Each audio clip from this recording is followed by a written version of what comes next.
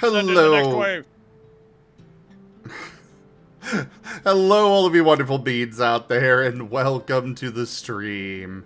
I am Razim, and this is Ascent to Ascend Pathfinder, Season 5, Episode 31, The Queen's Request. And we're gonna go ahead and jump right into introductions, beginning with Taldarius. Hello, I'm Taldarius, and I will be the storyteller for Ascent to Ascend Pathfinder tonight. If things start going off the rails a little bit, it's because I don't have AC and my room is like 100 degrees, so that's fun. I am already sweating. On to Alexi. Hi, I'm Alexi, the legendarily the alchemist, tinker person. I make things and try not to say embarrassing things, but that doesn't usually go well. Guard! I am Tochemay, and I play Gar, the Gnoll Barbarian. Rar. And on to the twins. Hello everybody, I am Razim, and I am playing as the Marten twins, a pair of sentient feral, Martens. This week, their names are Merle and Marl. That won't get hard. They are psionic encanters. Off to Rosalia. Corpse, formerly known as Rosalia, played by the corpse formerly known as Tanya. I'm being sustained purely by the powers of capitalism. If the thing would just there. Tell me about the rabbits. Tanya Sapien has I see. purchased 10 general cards beta packs. I am sustained for another day. Thank you for that purchase. I really appreciate it. And hello, I'm Tiberian, and I will be playing Snow Shadow of the Vanishing Isles, a catfolk monk. Off to you, Timber.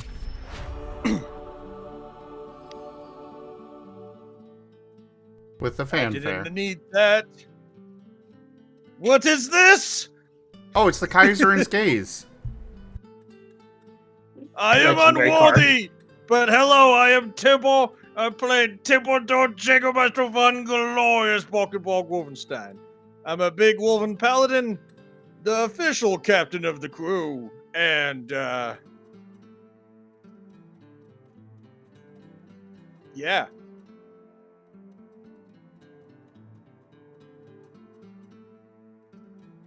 The end. All right, and for the recap, go ahead, Timber. All right, so previous episode, like a bajillion years ago, the party was out, and I believe Rosalia found an insane man who was ready to lay siege to the... Temple looks at his paintballs. He doesn't know what a seagull is. Some sort of ball. It's an albino sky rat. It's a bard of some sort, but he really, really hates them. And I guess they kind of also went to the tavern and asked around for stuff. And Snow God is drinks. And, well, I was kind of just in my room looking at a blank wall all day. And walking on my super awesome best in the Imperium's disguise, at least for a Wolven. I'm pretty sure the Kaiserin is a lot better at making disguises than I am. But by default, that makes me the best Wolven spy. And by being the best Wolven spy, I will have the bestest costume or something. Well, anyways, night came along, and I got woken up, and apparently somebody was looking out for the captain of the boat, so I spoke with him. And by the Kaiser, it was my weakness, there was a couple of foxies. Oh no, this is very bad. but I hid myself really good behind my outfit. I improvised a broom handle, the sweeping part of the broom for a mustache. And apparently she lost some jewelry, and the twins were there, and I was talking to her, and she said if we could get all this stuff, well, we could get freedom in return to move through her kingdom. And then she told me that the twins were talking to her about something, just casual subversion. Okay, I see how it is. And anyways, they left, and that's basically how the night ended. Nothing weird happened. Hey, the twins had a very reasonable request. They just wanted lordship. And the reasonable request was titles. Yes, that's all. Yes. Also, I do have a title for you. It's around here somewhere. I can't seem to remember it. That's weird. Hold on a second. Huh. I can't read it. Oh well.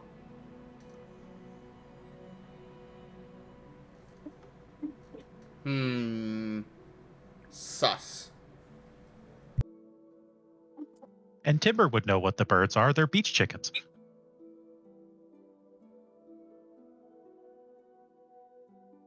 No, chickens don't fly unless you launch them out of a cannon.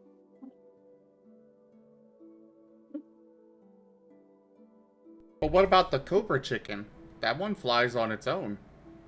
Yeah, because it is a cobra chicken, not a chicken.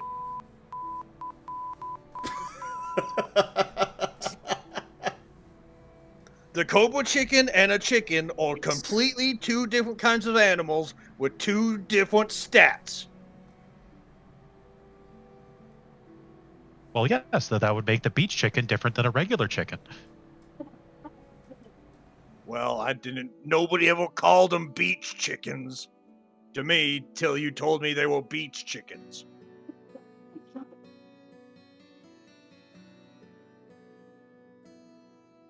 I guess now all balls are chicken to Temple.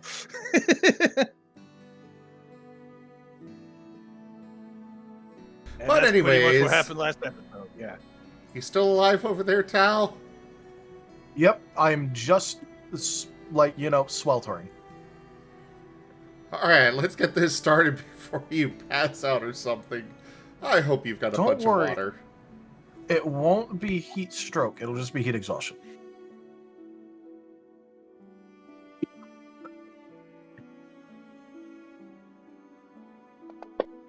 Well, the floor is yours.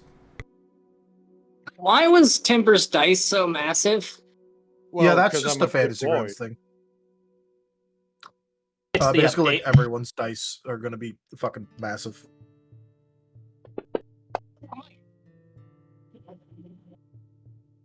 It's huge. Yep. They've actually made them a Now little bit imagine that in a smaller with system the- where you're rolling like upwards of 20 dice pretty regularly. Oh God. It's You gonna just- break someone's computer. Just your entire screen gets filled with dice. All right. Hi. So, last session we had pretty much left off after the. one sec. We're getting feedback from you, Tanya.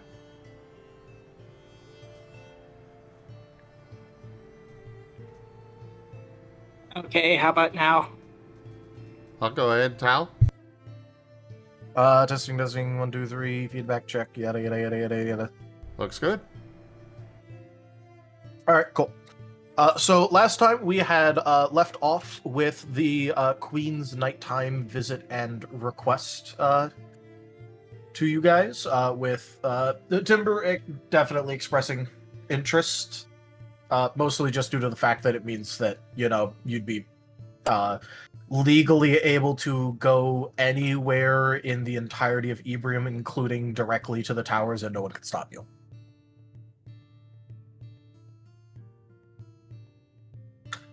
Part of that, though, requires getting her jewelry, which was on an intercepted shipment that some pirates slash privateers slash whatever you want to call them, on, legal terms, rebels, as far as it matters, was basically hired by the nearby rebelling duke. And, they happened to grab the jewelry. You will be provided with a fairly up-to-date location of where the ship that had recently taken the jewelry was last seen at come the morning.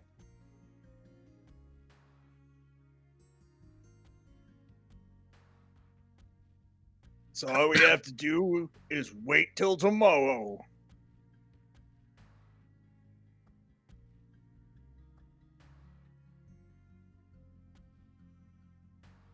Well, Yep. I suppose the twins are going to be working in the forge for the night. They got to make more puzzle boxes. All right. I'll go ahead and make a craft check while he does that. Also, just as a bit of reminder, for in case anyone wants to, rabble rouse or trouble cause on this particular island, the queen is there, and you did hear rumors before all of that there were like royal knights on this island. Because this is mostly an island that's been taken over by the military forces of Ebrium because active rebellion in the area.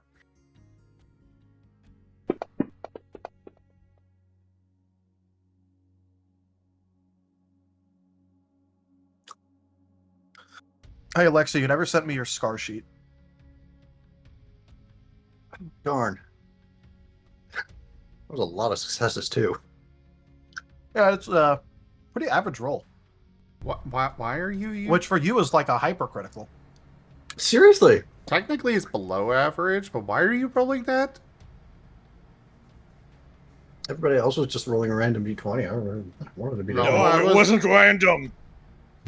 I was doing a craft check for the puzzle boxes.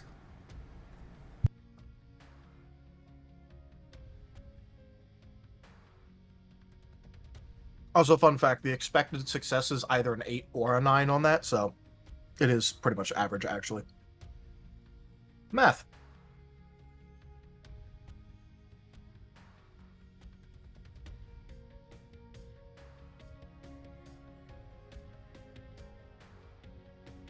All right. With that, I'll just say between the two of you, considering you're each working at different stages of the process, but it, each overall helps the process along. You'd probably be able to make another 3 puzzle boxes or so. Sweet.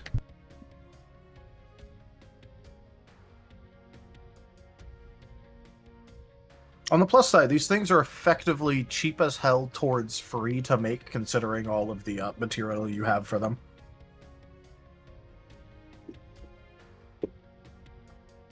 I forget, did the twins already try and sell their trade goods here yet? Yeah, you did. Okay.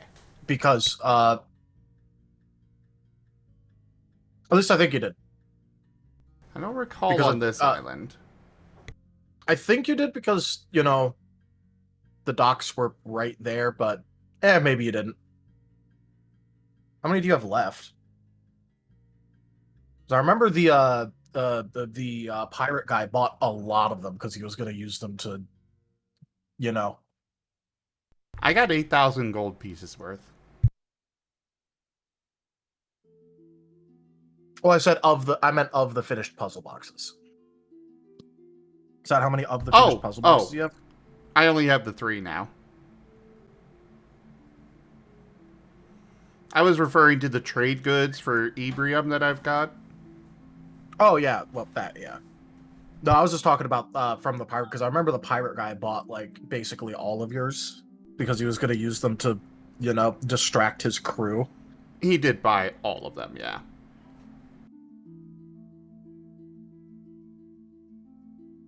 I think you made another couple on the way and just like quickly sold off a couple of them to like the local docks people.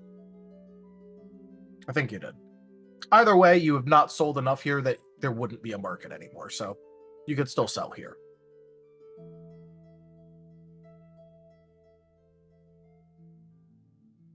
But my question was about the trade goods.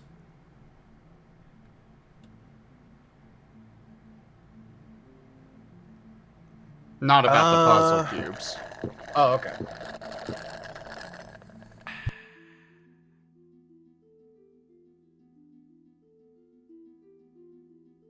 In that case, I don't think you've done anything on this island in particular because you showed up like basically like earlier today, and then you went after your sibling, and everyone else was busy getting set up as privateers or doing like their own That's like right. personal project stuff. So for the trade goods, no, you have not done anything with that here. And it's late at night Hey, now? Yeah, it's late at night. Okay, we'll worry about it in the morning. Hey, we were going to go to repair the ship. You guys basically did do a whole thing at the lumber yard last session. And there's the money that's owed to Alexi for paying the dock fee and whatnot, and Snow for the wood for the ship. The ship repairs were an ongoing thing. I don't know why you guys think we need to fix the boat. It's basically new and we sailed it to 2 islands. This We don't. is need to more if we repair. take battle damage. No, but you guys are planning on going and fighting things, which means it might be a good idea to have a bunch of repair wood on standby. Yep. Also, didn't Rose rot out like an entire deck No. when she pulled Atlas out of the deck without without disengaging him properly? She damaged Atlas, or the rowing thing, but the boat itself is fine. Yeah, the boat itself There is was damage to a wall and partial damage to one deck. Yeah. But that's not exactly enough to, like, compromise a boat. The engine is fucky-wucky, but the hull is fine. You still have sails and you still have, the oars. You can still galley row it. And, just use the wind.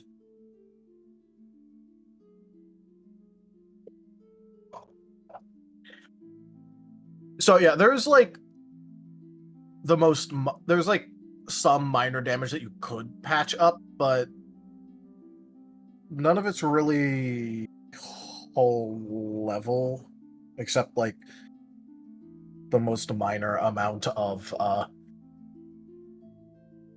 like, initial damage that happens to a ship when it starts being used at sea. But you guys got pretty good materials when, the ship was made, so that's not too much of an issue.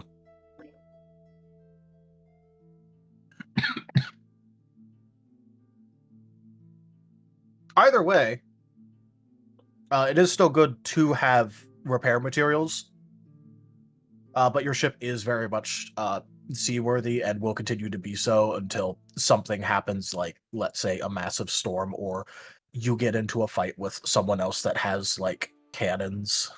I have Stormborn. Impressive.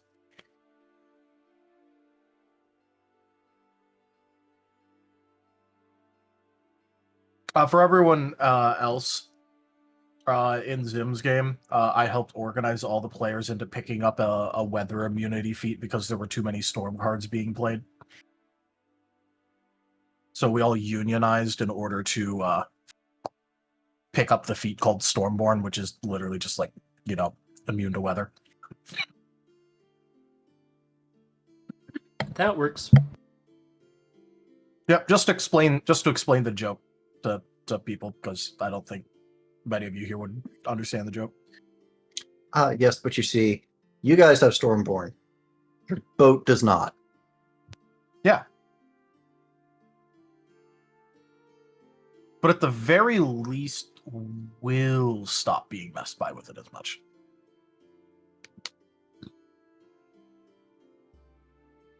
Anyway, like I said, you guys got,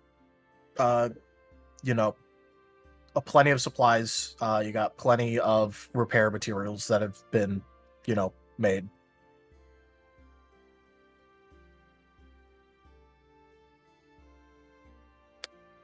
You can fix up the minor internal damage if you want.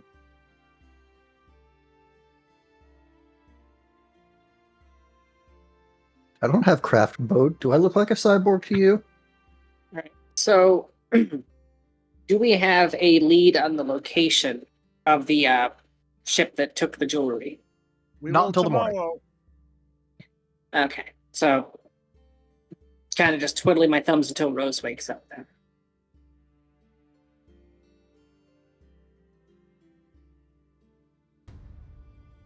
All right. In that case, does anyone have anything they be doing before the morning? Obviously, besides the twins, because they already said what they were going to be doing. Temple will leave Gaul of duty and let him go to sleep. Okay, so I'll check on all the orphans, make sure they're on the ship, doing okay, and then be heading to sleep.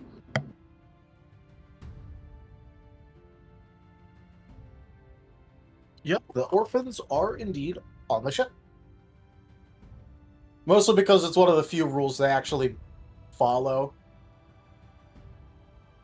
is being on the ship at night. Although that's also out of fear of you guys having to leave in the middle of the night because you get up to a bunch of crazy stuff and being left behind.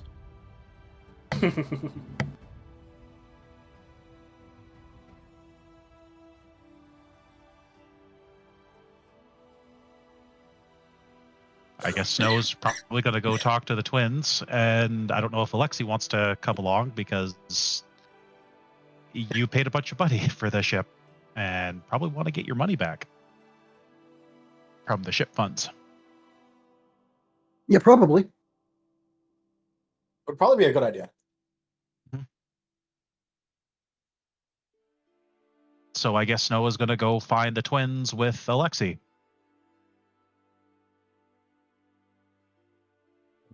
Go ahead.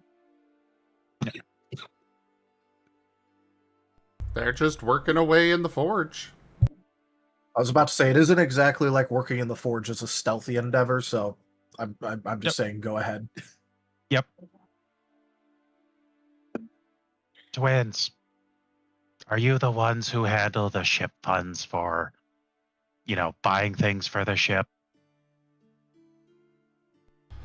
Well, we purchase things for the ship out of our own funds, but there aren't really ship funds, as it were.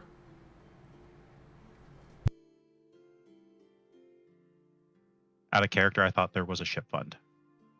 No. I think you're drastically overestimating the amount of administration that exists on this ship, considering Timber as its captain. Fair. The twins take care of a lot of stuff, but it's all out of their own funds. But they also don't really buy very many items themselves. So they just... And they wind up doing all the trade deals and such. Fair. So... there is no ship fund for this boat. There is not. We'd be happy to set one up, but currently there is not. That's. Oh.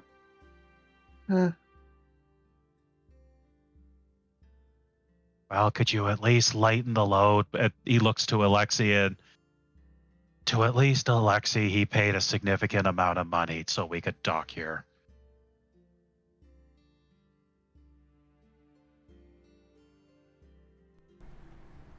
How much?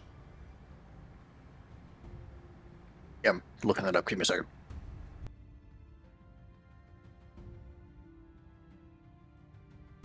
I think it was like 300 something, right? Mm-hmm. Yeah, that sounds right. Okay, at first I thought you said I paid a lot of ship puns.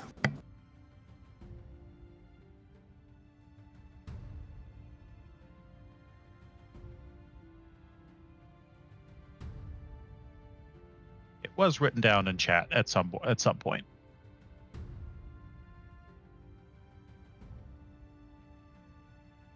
$300 gold is 100% getting ripped off, though. Correct me if I'm wrong, Tal. Oh no, that also included us as privateers. That wasn't just docking. Yeah, Yeah, it was a just registration talking it fee. would, but that was also like signing up.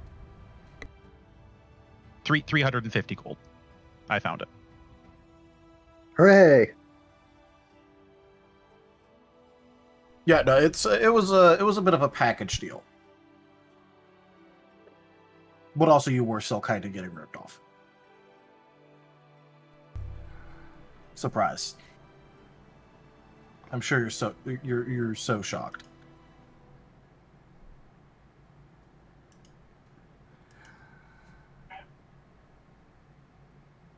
I'm going to do an appraise to see what a reasonable cost for this might have been.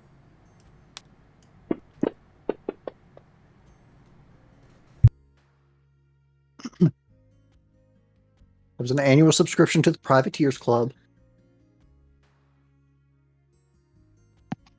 which included free docking.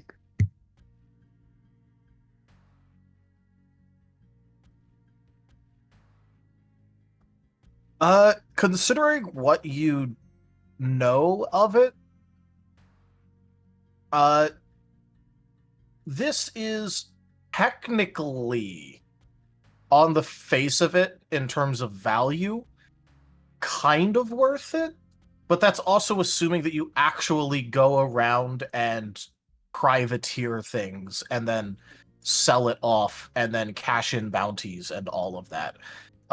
For most people, if you don't go and do that, this is kind of a bit of a ripoff, and even having to pay like above 200 gold for something like this is very expensive for the common folk.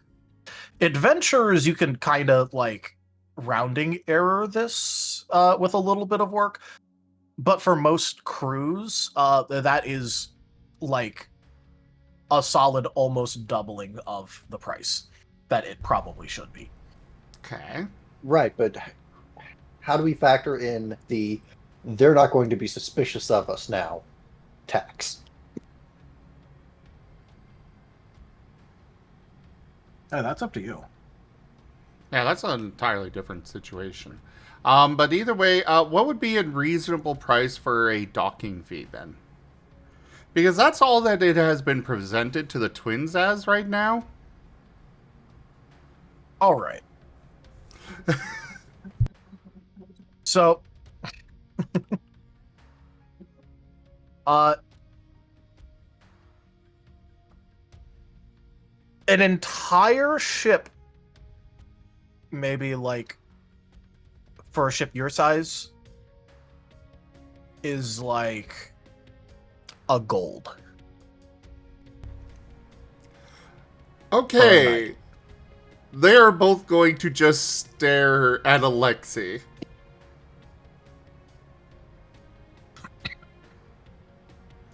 That is their response when they hear the amount.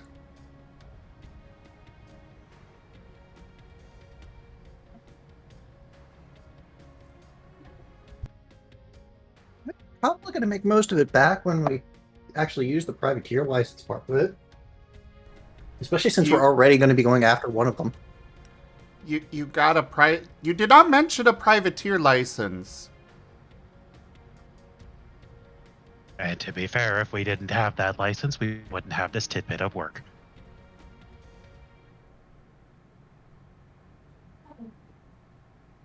The tidbit of work where they wouldn't even let us have lord titles? Why would you want a worthless title? You're lord over nothing. Ah! But we would still be lords, and you would have to refer to us as Lord Merle and Lord Marl. Never. Like being asleep, you can hear Rose say, "Not in 1,000 years."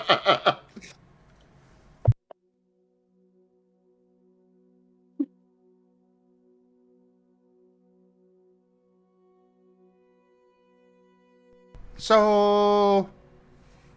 you got ripped off really bad?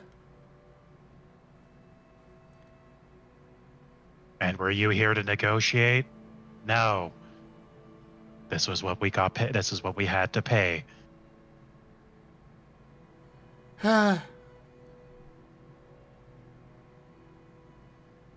Especially since it means that the docking authorities just aren't going to look at us much anymore. Or they'll look at us a lot for easy mark to get even more money.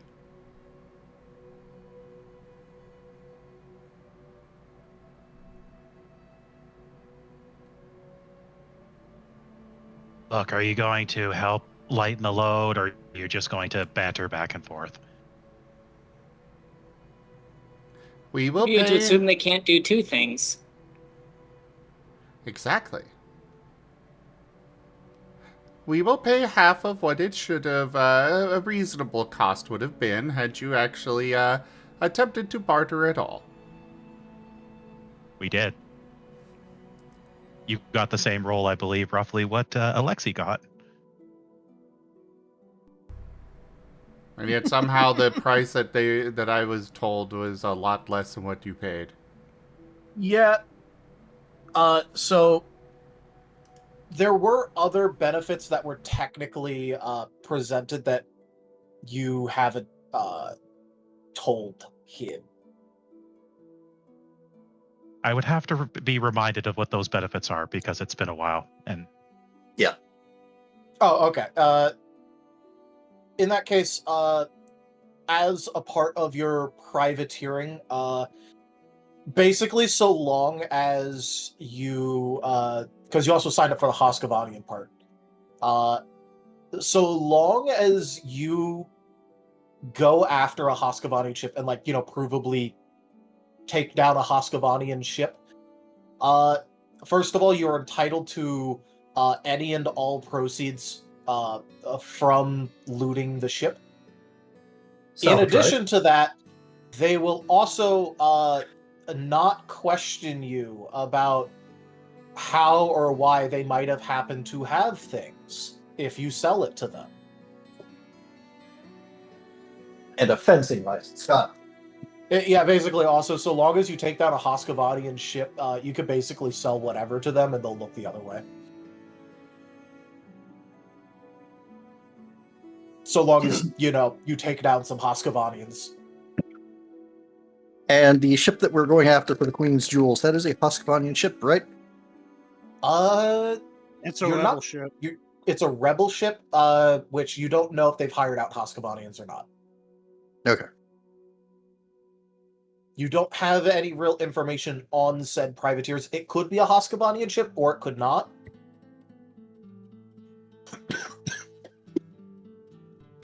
Either way, Merle is going to be pulling out 100 gold and offering it to Alexi.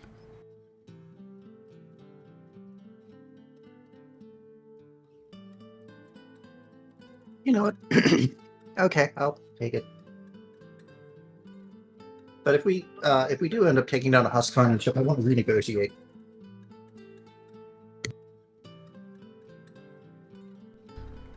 Well, yes, we would encourage you to renegotiate with them over the price that you paid.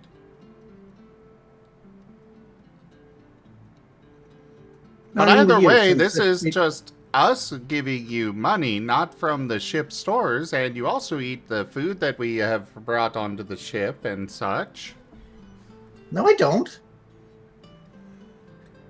No? I haven't touched any of your friends or any of your family's food. Oh no, we're not talking about that. Alexi sweating bullets. We also paid for the Panicking. ship that you are sailing on. Oh, well, I'm crew.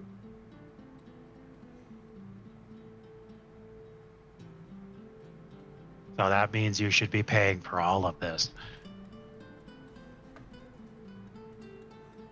Well, then maybe you should take it up with the captain. Oh wait, as we recall, you are currently the captain, so go ahead and pay for it, Snow. I was acting captain. Timber's the captain. I was only captain when I was off the boat. I'm on the boat, so I'm not the captain. Wait, then who's the? But then when? And that. However, if you were captain when this this deal was done off the boat. It was done on the boat. Then why didn't Timber negotiate it? Because Timber didn't want to come above the deck, you kind of flew away. Well, yeah, He we're thought not he'd the cause captain. He thought he'd cause trouble with his appearance. Perfect on that is that I saw that quip coming from a mile away. Like, I know where this conversation is going.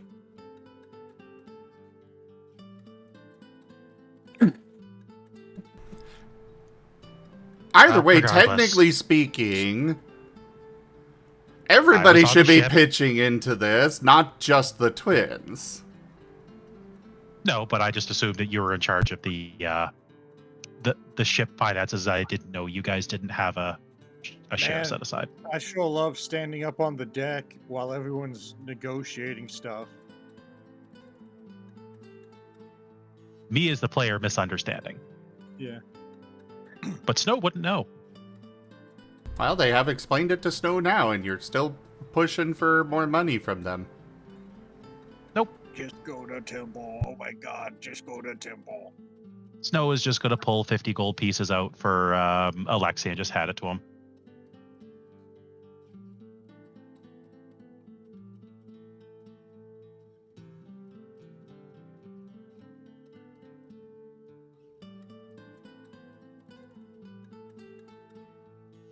Doubles the amount of money I have on hand.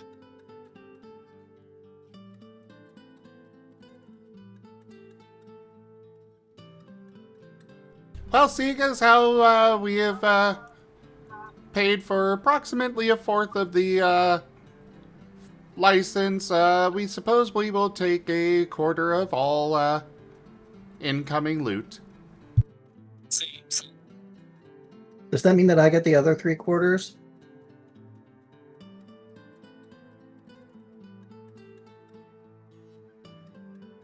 Technically, if he wants to go by that, yes.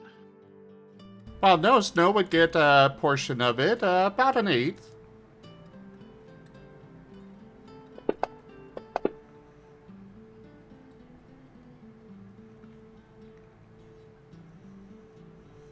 I guess. Actually, just to make it simpler, because it is between a third and a fourth.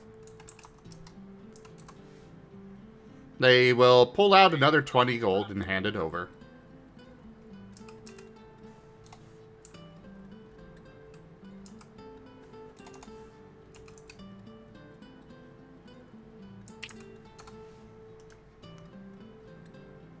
By the way, the panel's about 3/16 of an inch too long on the leeward side. There should be a file over there.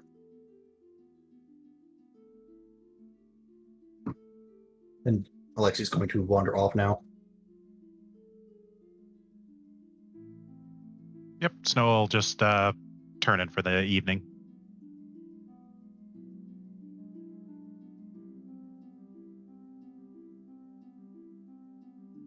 Well, make sure you add the other 20, and the twins will now claim a third of all loot.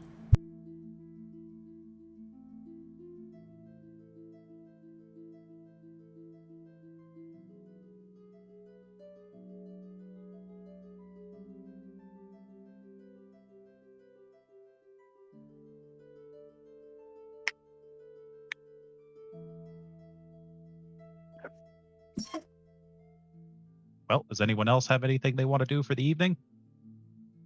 Temple's just up there standing on deck, making sure nothing happens. Well, thank you everyone for attending Ascent to Ascend.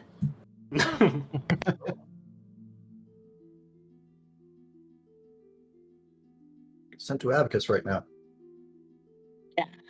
I have literally nothing I can do until I wake up in the morning, so. Yeah.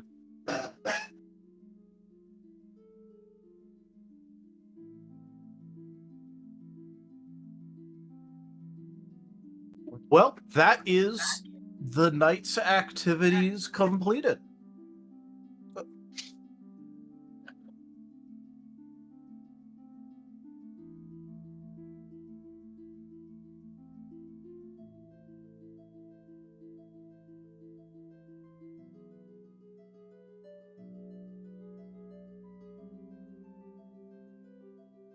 Um,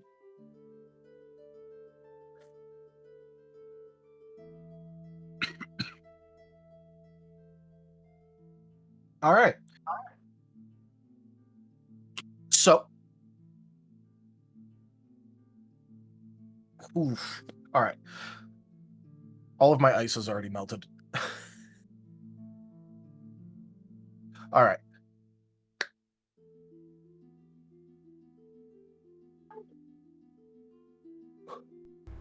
Well, in the morning, the twins are immediately going to be going, nice, bright and early, going to offload some of the trade goods.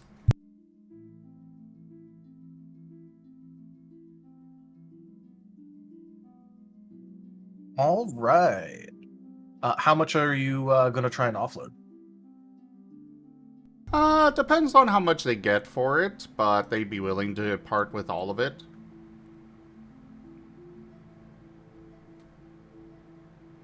It's one of those, like, right. if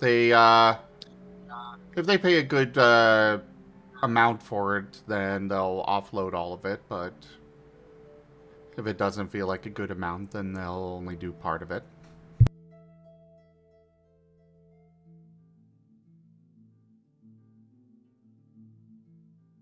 All right, you said you had 8,000? Yes. All right. They're willing to buy that amount of trade goods from you for 9,660.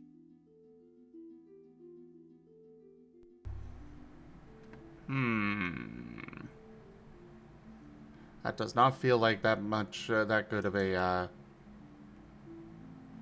turnaround.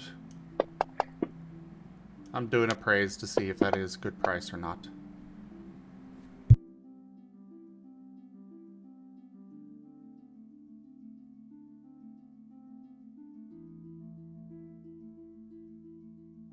A 28 and a 22.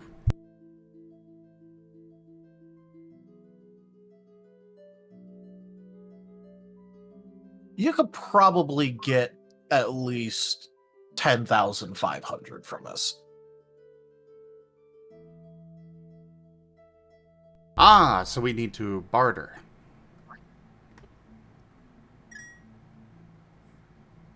If you want the best price.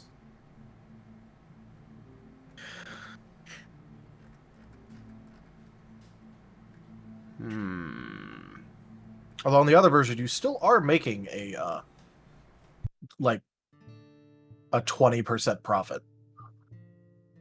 Well, yes, but not as much as they could make. Yeah. We think that this is actually quite valuable. We're looking for about 12,000 for it.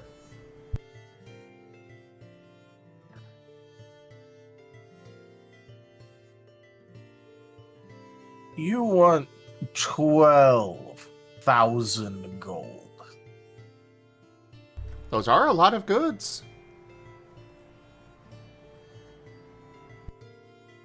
Well, sure. But also, bulk purchasing things generally doesn't go with a up mark in the price. Well, do you have a counter offer then? Because your price was a little low. Suddenly imagining The price that I gave you is still far more than they're worth. Is it?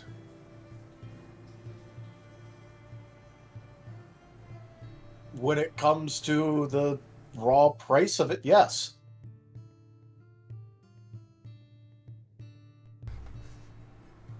However, you could still make more off of all of this than what we're even asking for. That is how business works, yes. Yes. So we're just going a bit higher there. But if we go higher, like where you want, then I won't be making any profit off of this.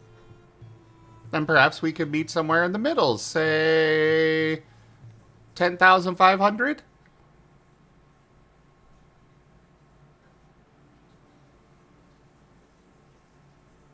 The guy's gonna hem and haw a bit before eventually agreeing to it. Pleasure doing He business. can still make a decent profit with that. Oh, he didn't need to call in his expert buddy? No, they're not trying to pawn this shit.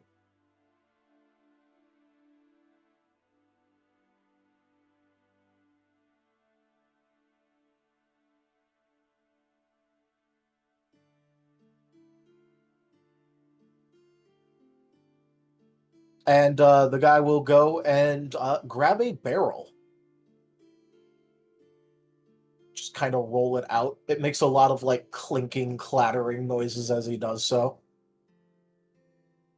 The twins will, of course, count every coin before they leave and deliver the goods. Before he, like actually hands it off to you, he'll stand it right side up again, and then put 50 platinum on top of it.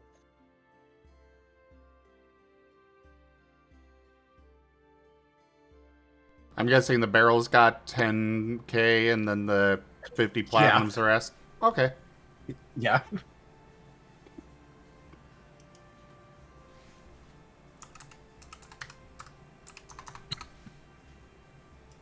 So then I actually have that.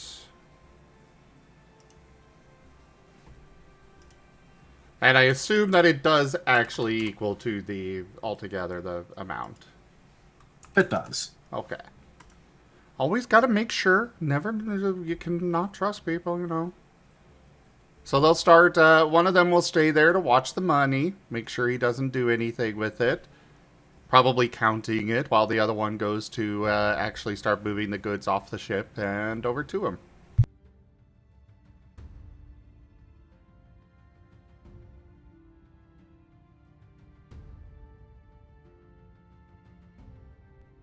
If you want us to transport wherever you want, we can do that for another 100.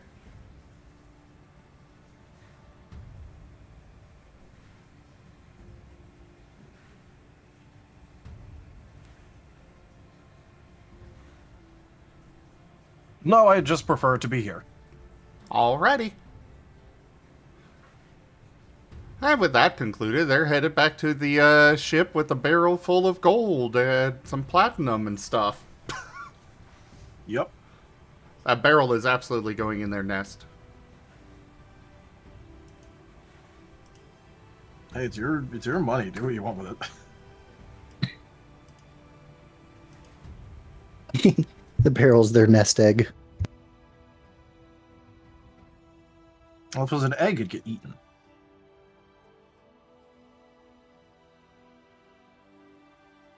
Well, I can see the platinum coins going around their head like ion stones. Yes. But yeah, that's it for the twins for the morning. They're ready to go whenever everybody else is.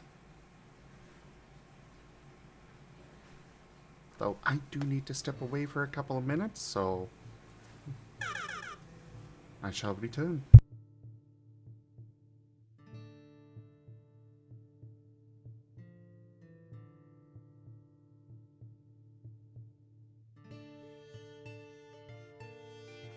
Well, I guess I think actually Rose had something they wanted to do in the morning.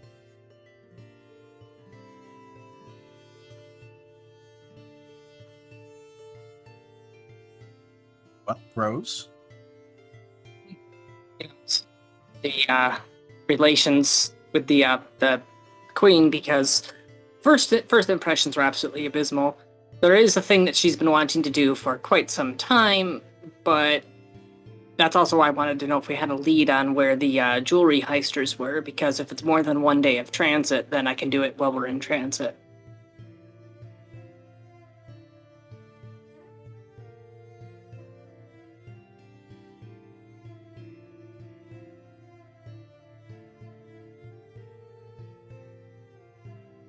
All right. Well, if you just want to wait like a little bit, just doing morning things, then eventually there would be someone that would show up with a rather thick-looking envelope. I'm back. That sort of thing.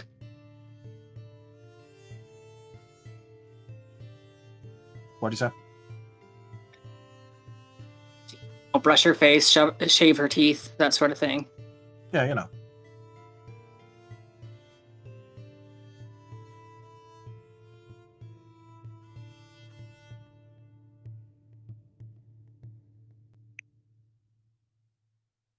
Well, Yeah, if like I no said, one else, there will be someone that will come by with the with an envelope.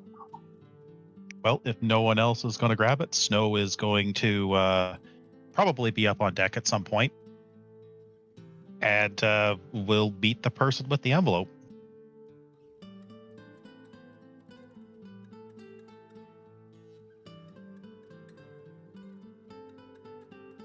I mean, Temple probably go- was waiting. Oh, then go ahead.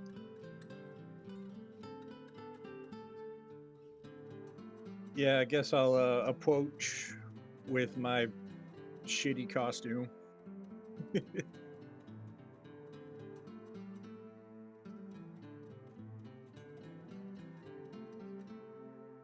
Greetings.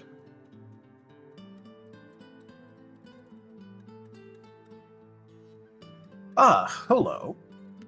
I was told to make a delivery to this ship. Would you be someone at least moderately responsible that I could hand this over to? I am the captain of the ship, correct? So does that mean you're moderately responsible, or... I will take that from you. He didn't say yes.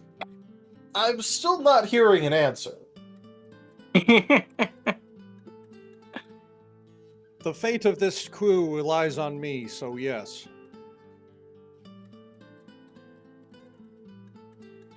You know what? That's enough for me. And the guy's just gonna hand you the envelope and leave immediately.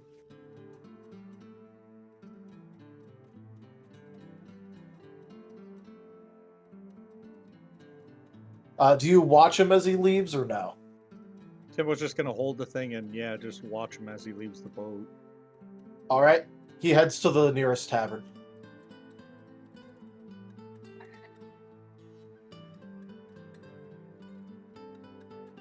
I guess Timble will open the envelope with his massive gauntlets.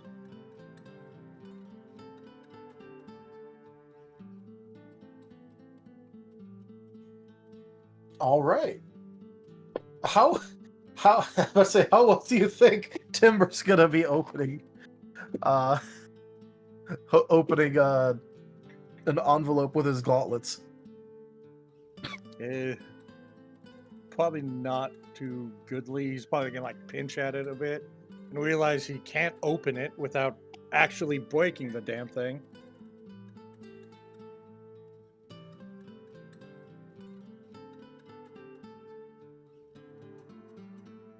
can I...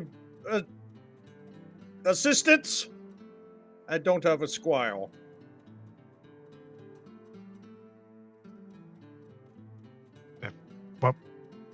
What do you need assistance with? I have paperwork, and my hands are too gargantuan for this delicate task. Snow will reach up and ask for the pamphlet or the letter. Tibble just has it in his gauntlet and like open hand, you know, with his big like dental plate sized paw, just hand it to him. Snow grabs it. Is it wax sealed or something like that? There is a wax seal, but it's indescript. Like, it doesn't have like a sigil with it. It's literally just like sealed with wax. Yep. Snow just takes his claw and just opens the letter.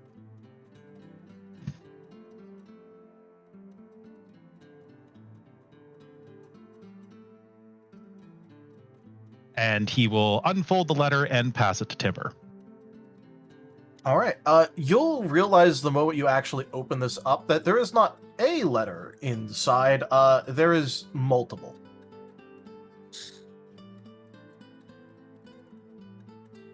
Snow will carefully separate the letters out, and Timber can read. Can Timber read this language? No.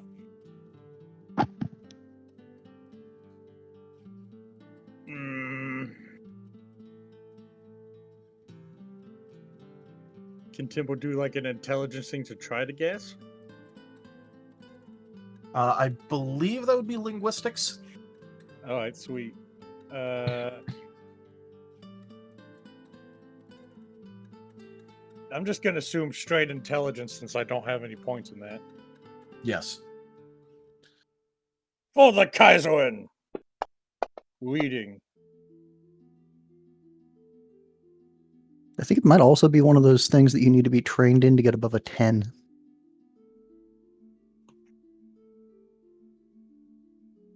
Don't worry, I'm also considering that it's Timber.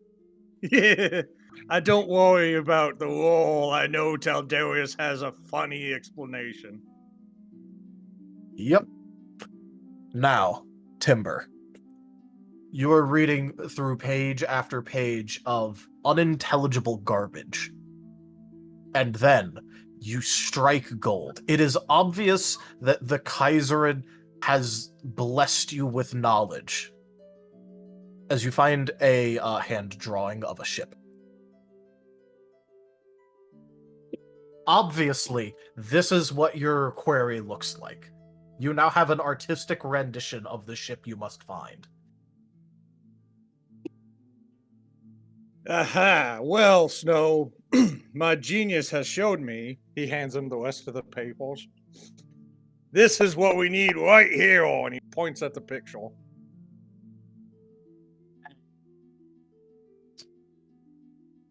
Attempt to grab the letters as they're being handed.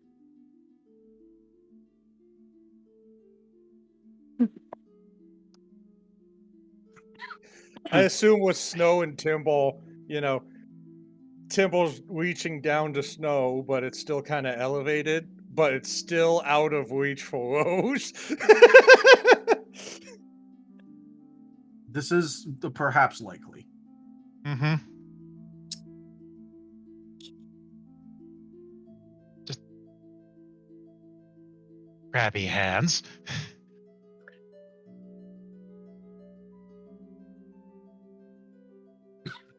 Look, I can sit down and we can read it together. Here, have this one. I mean, I was also going to say, Rose is a rabbit. She could just poink.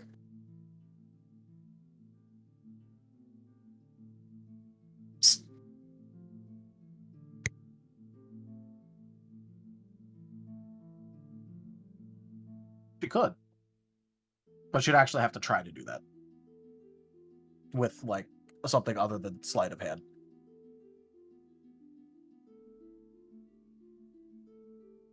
Also, I don't think that a 9 is gonna, or an 8 is gonna be enough anyway.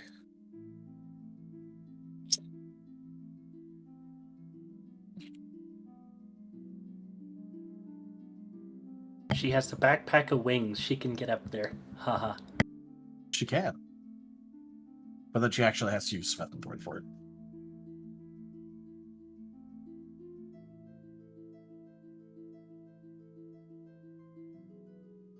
Did Rose mute?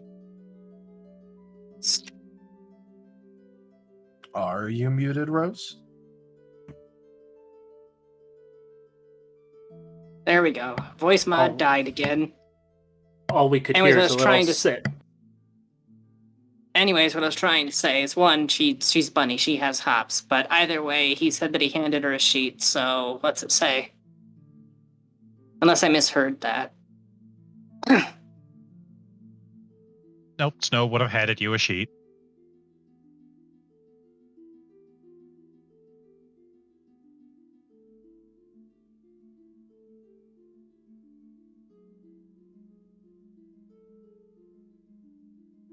Tal. All right. Oh, I'm just deciding which of the sheets you got first, because these all technically have different information. So the sheet that you got is one that sort of describes the history of the ship that you're looking for. Surprise, surprise. Turns out it is a Hoskavanian ship, actually. And it seems to go around with 2 other slightly smaller ships. They have been marauding in the, not this direct area, but in a nearby region for quite a while, and have recently been pulled into service of the Duke, basically just by promises of wealth and hard battles. They're sort of left to attack anyone that they kind of want to, so long as they aren't like direct soldiers of the Duke. So they also kind of end up occasionally attacking other other pirates, privateers, and brigands that are hired out by the Duke. But he kind of doesn't care because they're really valuable, actually. As it seems like there is a legitimate it's not like an actual chief, but it's more like a chief's representative that is leading the crew of these ships.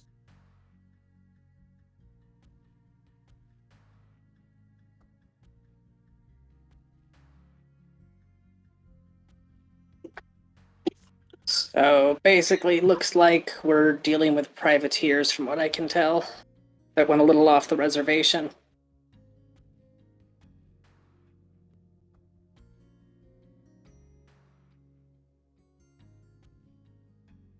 Okay. Does it mention what kind of vessels? Oh. You've got the rest of the pages. I've just got this one. This is just a history lesson here. What does my pieces of paper say, Tal, or was that everything? Oh no, there is a lot of information here, actually. One of the other bits of information you get specifies that the ship that you're looking after is of what the Hoskavanians consider a Segarmer, which is basically translates to sea wolf. Oh great, it's time with ICBMs. Which is, in fact, one of their larger ships, which very commonly they use to basically supply a lot of raiders in the area, as well as having smaller, more agile, and just overall quicker ships that sort of support it.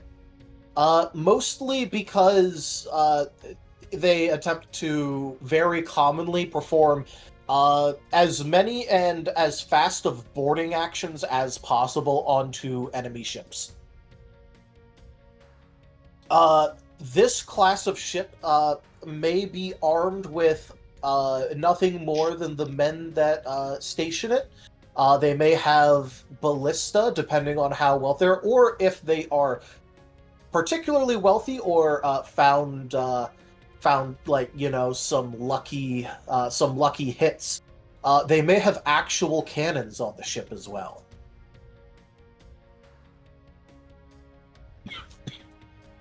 Oh, Basically, Where the do big they- ship acts as a supply for the other two, has actual armaments, perhaps, and the other two are mostly for boarding actions. so they probably have a couple smaller ships that might try. And then they have this. Looks like they have this big ship, Sea Wolf class.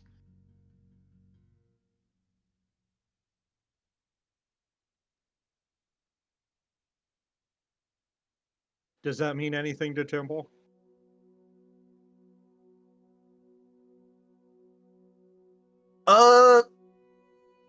You know what? I'll say yes, just because of your handy dandy little guidebook. Which basically means that yeah, these are definitely some of the richer stay away from Hoskavanians. The kind that have like actual well-maintained weapons, armor, perhaps magical equipment of sorts. As much as the Imperium absolutely forbids the Wolven from actually getting into a dedicated melee with the Hoskavanians due to the fact that the larger Hoskavanians can actually utilize any stolen Wolven weaponry,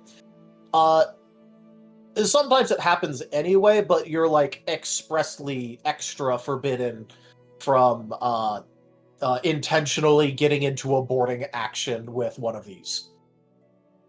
As they have enough Hoskavanians generally get packed into those ships that they could actually feasibly attempt to board a Wolven ship just out of pure shock tactics. The other thing of note is that these ships are also generally blessed, but you're not sure by what or how. You just know that they are like super special, important totally to the Hoskavanians. These ships are cursed. We have to sink them before they get to us if we do have to deal with them. My thoughts exactly. We don't have a Well- platoon of Wolven, so boarding actions would be catastrophic. Snow, you like fishing, right? Yeah, that's what the magnet's for. You're hoping that we sink it and we collect the bits off the bottom of the ocean. Yes, but that's not why I was asking. I was wondering if while we're on our way, you could try to catch us a couple sharks. There's something that's been mulling around in the back of my head for a while, and I get the sinking suspicion it's going to become very important. Well, if tactically speaking, the smaller ships are going to be the ones we have to sink, but we might have to board the big ship.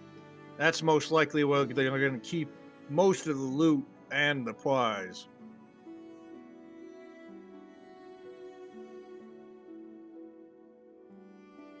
So we either do this incredibly quietly and somehow get me on some of the quieter of us onto the boat and steal the things that we need and leave a little present so the boat down to the bottom of the ocean. Or we do the timber way and forward. And we also need proof that it's Hoskavanian. And Right, that well, that's while you not- guys are dealing with that, I need to prepare a few things. First, I need to go find Alexei. I've been behind you for Please don't tell me you didn't notice me. Oh, hi, Alexi. Would you be upset if I said no? I didn't. Could you? I need a device made. I need a pressure fuse. So basically, long metal rod. If something hits one end, it sets off a spark or a small explosion at the other. Can you make a few of those? I have I returned. guess if the twins aren't in the forge. Okay. Get on that. I need to go find explosives guy, whose name I can never remember. It's Didn't we leave Alar. him, Hello. Alar, right? Alar, Did we- right? leave him at the last port? No, we left the baker, not the bomber. Uh, The other B guy. To be fair, the You- baker was more than capable of making bombs. You think Timber would let us leave the bomb guy behind? well, he has a new bomb guy now. Don't worry, She's- if you really want to make bombs, go talk to Sam Jackson. Okay, so Alexi, 3 of those, Snow, 3 sharks. Alar, where are you? Just gonna go off looking for Alar. Snow pulls out his fishing rod from his bag of holding. I need a bigger stick. We're gonna need a bigger boat. All right. You find Alar sort of strung out over a few different barrels simultaneously. Obviously, still passed out from his last night of drinking. Poke, But then again, when isn't this man drunk? poke, poke, poke.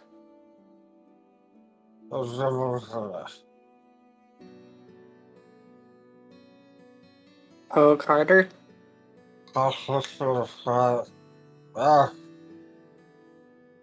The first thing he attempts to do upon getting like even the most minor bit awake is attempt to drink out of his bottle, only to find that it's empty.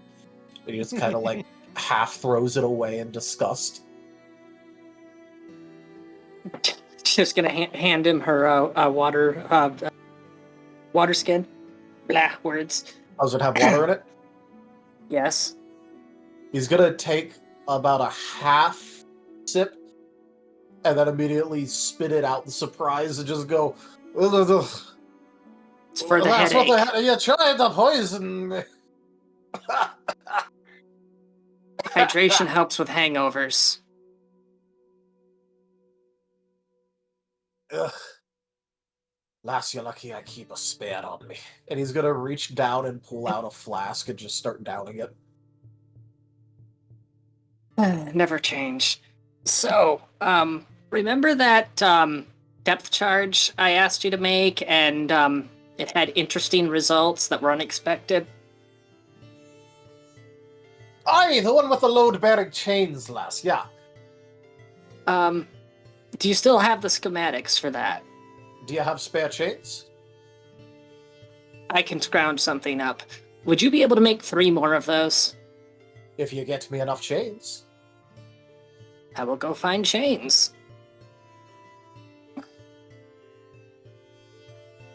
Alright, now, which of these barrels did I leave my good explosives in? And he's gonna start shaking some of the barrels slightly, testing for weight. I'm going to assume we don't happen to have enough of the right type of chains on hand. You actually do. He doesn't need any kind of like special chains. He just needs metal chain. There's plenty to scrounge around a ship. Okay, well, she'll be busy helping him make the depth charges then. She is going to make her shark torpedoes. Those The Sharkpedo is right there.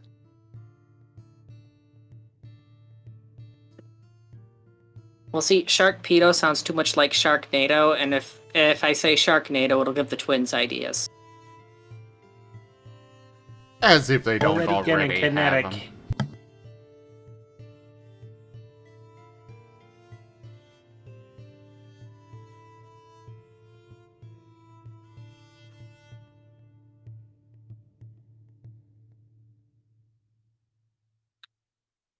So Snow is sitting basically, out, sorry, go ahead. here's her idea. She's had the idea of shark torpedoes in the back of her head for a while, but what occurred to her is that the depth charges that Alar made have because he misunderstood depth, are basically shaped charges, which means if you position them properly inside the shark, and then you have a fuse to set them off on impact, yeah, you've got breaching charges that you can hit the ship below the waterline with.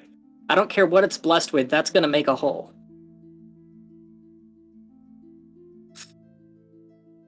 Because right now her primary thought is, whatever those blessings are, there might be some level of psionic protection, so using the twins to just cut a section of hull off might not work, which means you need to fall back on conventional munitions.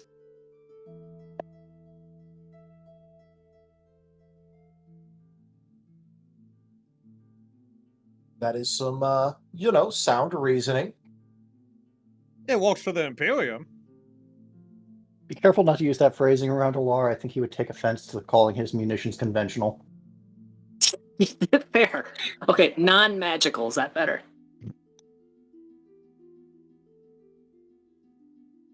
He would also argue that there is always something magical with blowing shit up. You know what? That's fair. You can have that one.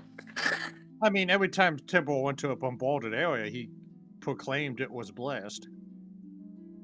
No, that's blasted. Yeah, never blessed. Blessed. Either way, that's Operation Sharkpedo underway.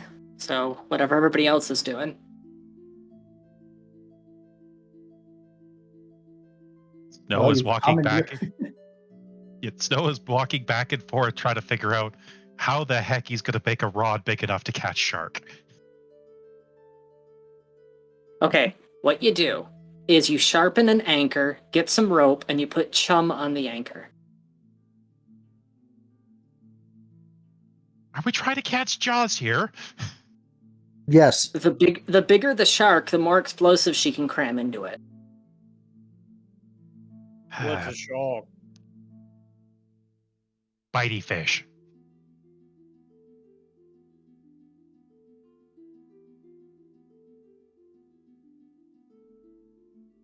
Okay. That narrows it down to, like, every kind of fish. The fish that tries to eat you. I've never seen a fish eat a wolven.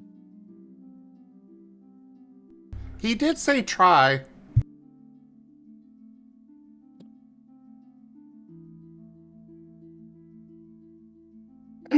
Irrelevant. What can I do to assist this mission? Well, your job is going to be to pull it in. They're going to be probably... Look, we're going for the biggest one.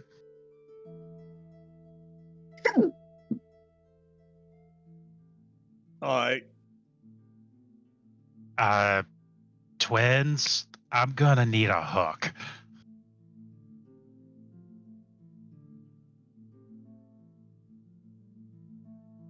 Preferably with an eye that I can tie a good sizable piece of rope through. Well, the twins are going to take over the forge then.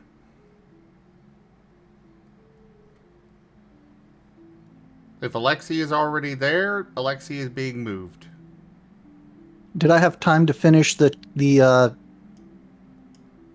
detonators?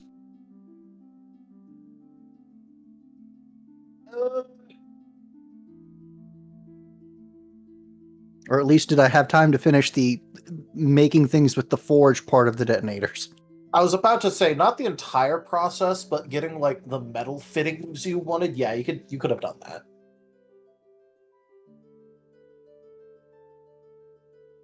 Okay, no objections from Alexei then. I just realized something. Yep. With those big metal rods sticking out of the front, you know what they're gonna look like? Swordfish. Narwhals blowing up your warship. While the twins are making that, Snow is going to go get bait. And apparently there might be seagulls around. Sharks like seagulls. think. Oh crap, Rose completely forgot to check in on Seagull Guy. Hopefully he doesn't die of dysentery. Don't worry, I am sure that that Snow is gonna totally like what he finds. By the way, go ahead and roll me a perception check to try and find the guy. There isn't even an You already Oregon know where on he this island. frequents, so you don't really have to like track him down. It's just more about going into the area and noticing him.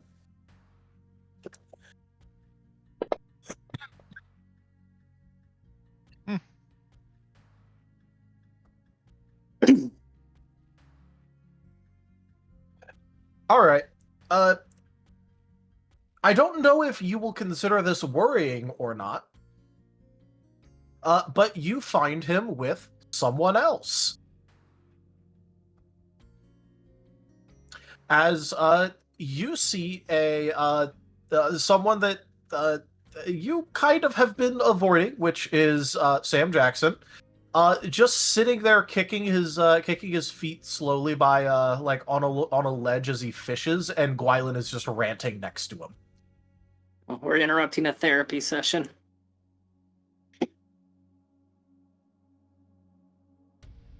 I don't know if you want to interrupt this or not.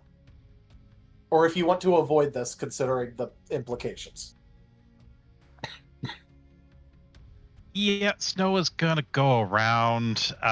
He is going to be stalking all of the seagulls that he can get.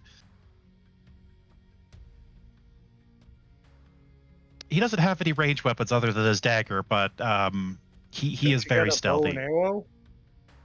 I don't have any crossbow bolts. I thought we gave you back him after the fight. As far as I'm aware.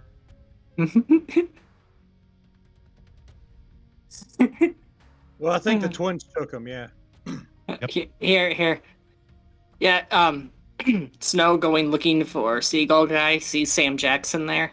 No, no, no, no, no, no, I don't wanna, no, no. What's wrong, Mr. Chaos Guy? Why don't you talk to the Chaos Guy? Who is Sam Jackson, by the way? Is he the one that made That quivering Spirit ball Walker. you- Yeah, that guy. Oh no, Snow would have no problem walking up to him because he did a weird thing. Yeah. Yep. Oh But no, also, you kind of absolutely. avoided him a little bit afterwards because he forcibly activated your quivering palm and you didn't know how. Yes, he was a little bit weirded out, but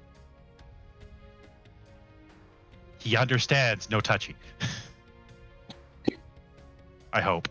No touching. No touching. No touching.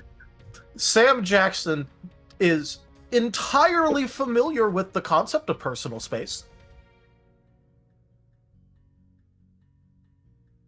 Yes, he's like, probably aware of the concept of personal space. It doesn't mean he's going to follow it. I said what I said.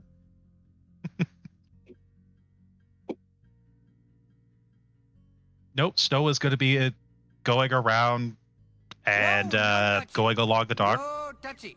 No touch.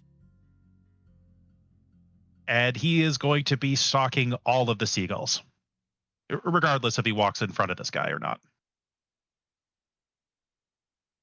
All right. An interesting thing you notice as you pass by Sam Jackson is that he is using one of those fishing poles where there is neither reel nor hook. He just kind of has like a piece of wood in the shape of a fishing pole with a string on it going into the water. Oh no, this has perked his attention. Those work. Not without a hook, they don't. I know, that's what perked his attention. Yes, it does not have a hook on it. Yeah, Sam is incapable of doing anything normally. So, what are you fishing for? Oh, hi again. I'm just fishing for loose spirits. they get lost, and I like to help return them. It's not nice to let spirits stay cooped up anywhere or be lost. I mean,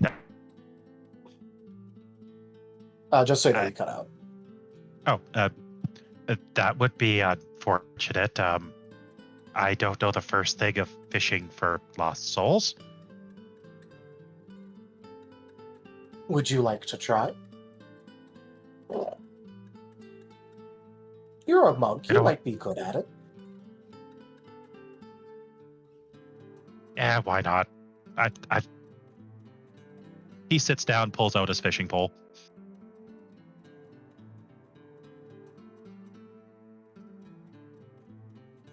Oh, no, here, use mine. Ah. He takes the fishing pole. Gonna need you to roll a fortitude check. Oh, probably. Probably. No, not yet, at least. Yet.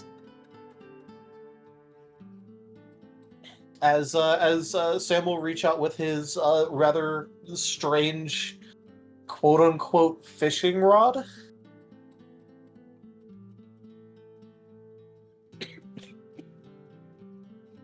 Yep, no, Snow will take it and just keep the line in the water roughly how he had it.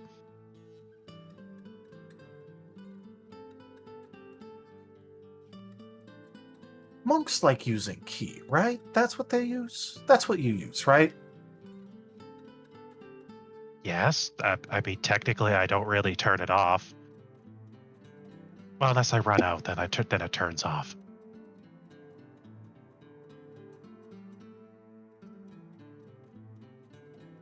In that case, I think the best way to explain it is you don't use a physical hook, you just hook their energy.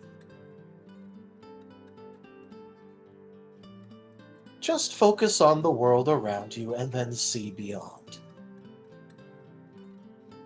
Once you notice the energy of someone slipping by, just grab it. Of course, with the rod, not with your hands. That could be rude.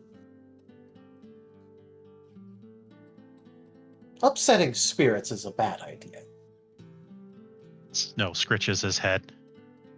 I've heard of monks being able to put their ki through weapons.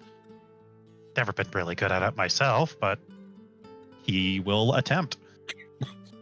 All right. Are you willing to expend a key point? Yes. Spend a key point. Is this LaCroix's new flavor? Soul of a Lost Fisherman?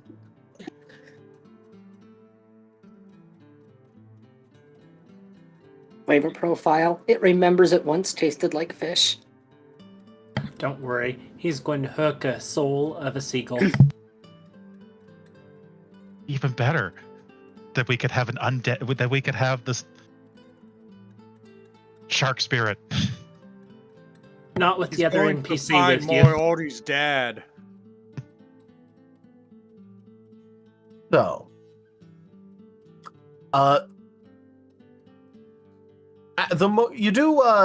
you have used, your key through stuff like quarterstaffs before, right?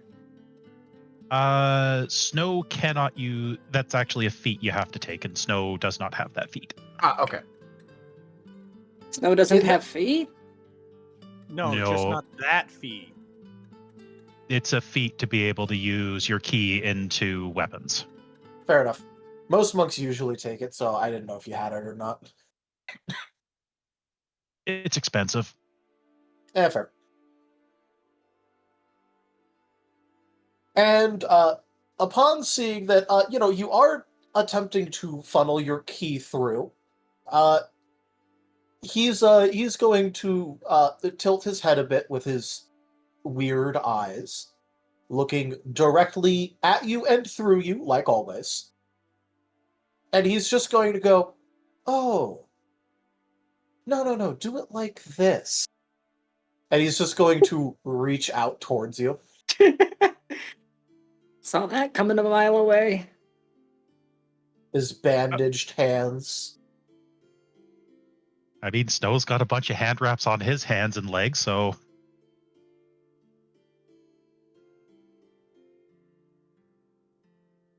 he's not going to attempt because he's probably at this point getting a little frustrated that nothing's happening.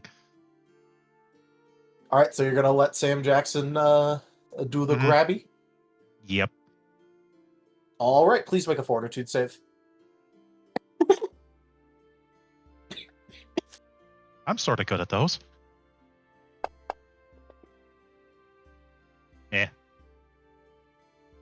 14.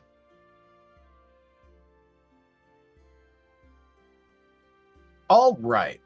As you feel yourself get grabbed along with A magnanimous dispensation. Tochemay tipped $150. Razim contract. Thank you so much for that tip, Tochemay. That is the tip goal fully completed, and it's so very appreciated. big. All right. Snow, as you feel not only your energy get grabbed, but a little bit of you as well. And it is simultaneously disorienting and like sensory expanding at the same time. Basically, all of the detail that you're used to getting has sort of like it's almost gone like watercolor runny, but for like every single sensation. However, you're now feeling so much more than you did like a few seconds ago.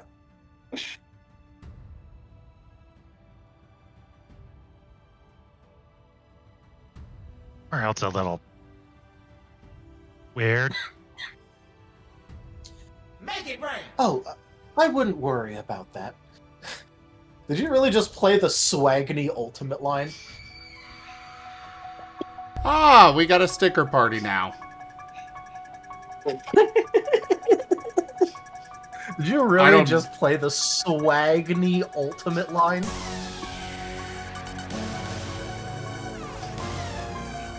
I mean, perhaps.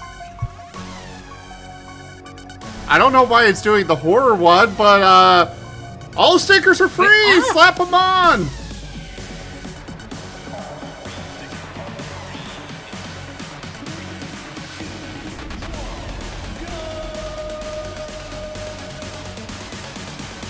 I was not expecting that. It's playing the horror version because Sam Jackson did it. Ah, okay, Yeah, okay. That makes sense. Ghosty spirit. All of their songs are such bangers. I say it every time one of these happens, and I love it. So much fun.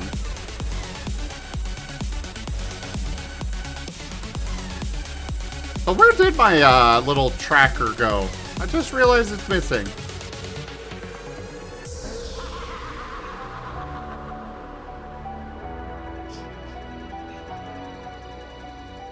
By the way, in Ascent to Ascend, I went ahead and put the Swagny splash art.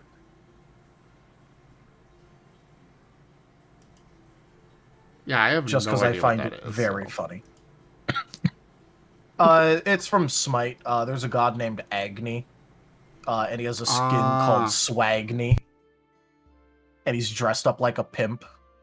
The character to the left is an Aphrodite skin called Aphrodite. Yeah, I do find it kind of fitting that the sticker that I slapped on Gar after the tip is the one that triggered the party. That is very humorous, yes. Yeah.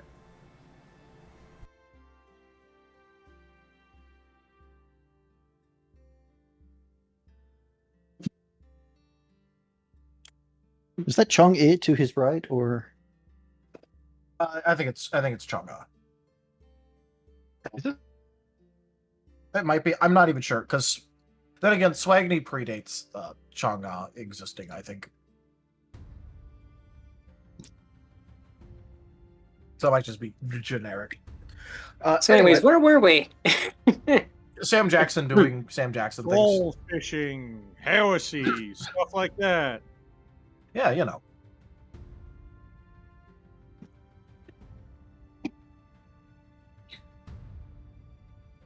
But like I was saying, basically all of your sensation has basically gone their equivalent of watercolor runny.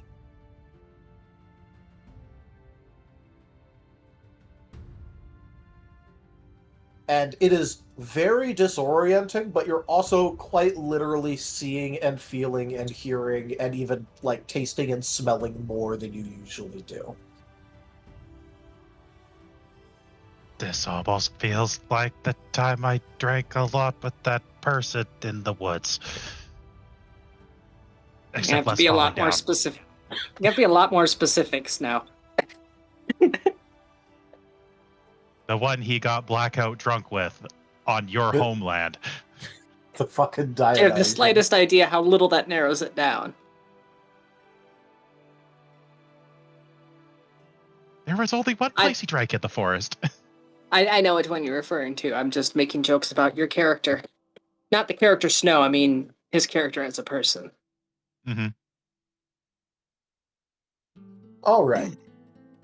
And Sam Jackson will go ahead and continue to sort of guide this process until you start feeling a breeze that didn't exist before.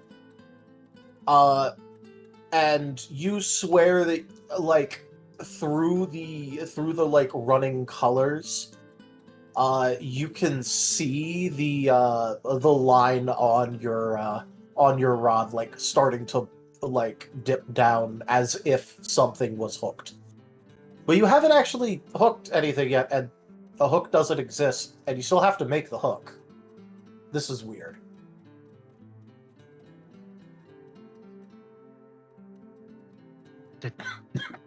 There's no hook. Did I make the line sticky or something? No, I don't think you haven't hooked anything yet to drag it out. But were you looking for something? Often you will find what you are looking for. If you are looking for good things, you will find good things. If you are looking for bad things, you will find negative. What were you looking for?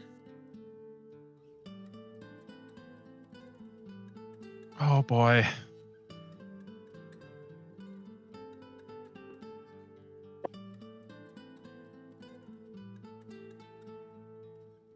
To be honest with you, I'm tired of all these people just fighting over ridiculous ideologies. Everyone hates how everyone rules, and I don't see a single way that works.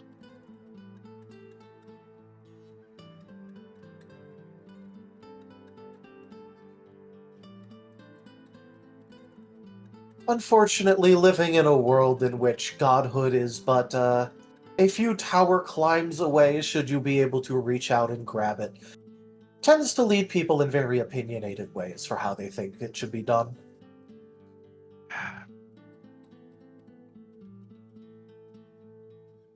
Bucket crabs.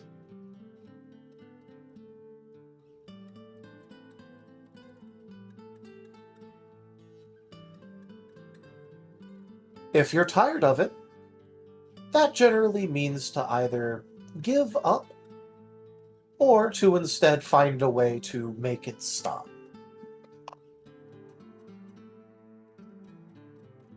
I would wonder, make which it- are you looking for?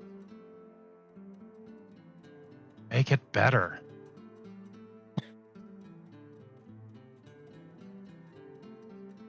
Make it stop or just give up. That's... I didn't say make the world stop. You'd have to find a way to make something stop. If that's the negative part you don't like, then that's what you're going to stop.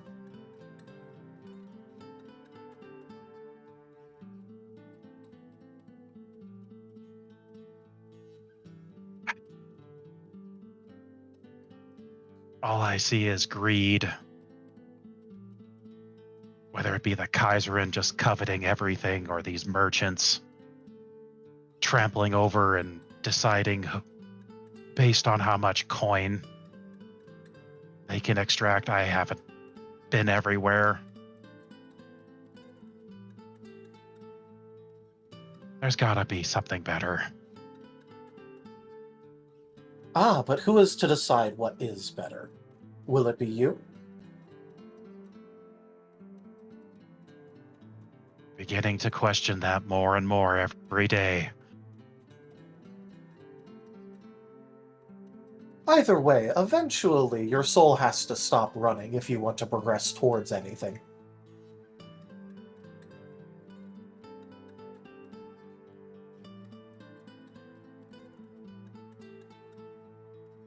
Ah, crap baskets.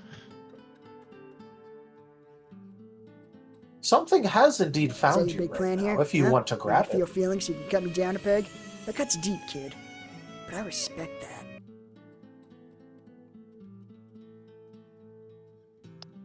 No, I guess I'm going to have to return home sooner than later.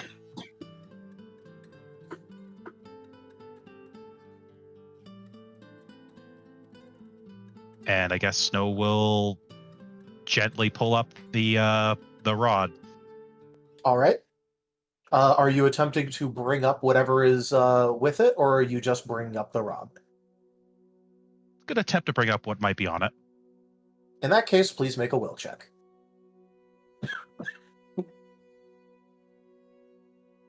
It drags you in.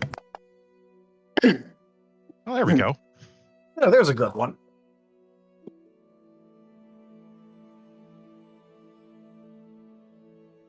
No more running, it's taking you with it.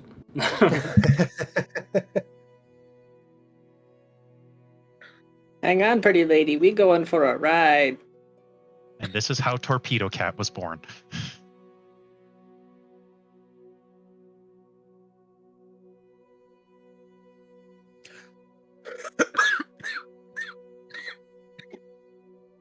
Sorry, just catching my breath for a second.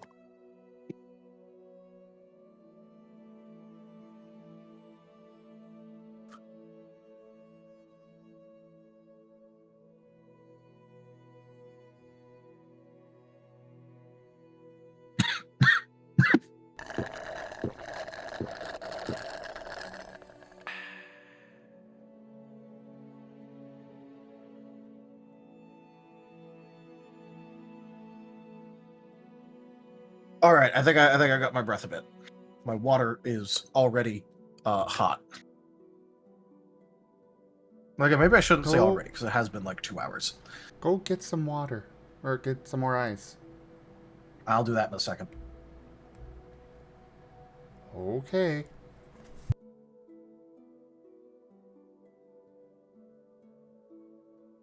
All right. Snow, it takes a considerable amount of effort. Not quite to pull up. Like, actually, once you start moving, it's pretty seamless. The difficult part for you was making your body listen and actually pull in the first place. You have the feeling that this sort of is at least partially responsible to the fact that the whole greater sensory awareness, you kind of realize that, yeah, maybe he did actually pull out a little bit of you and has sort of been melding it with existence around here or something like that, because trying to move yourself, it was kind of difficult to actually full-on find yourself again.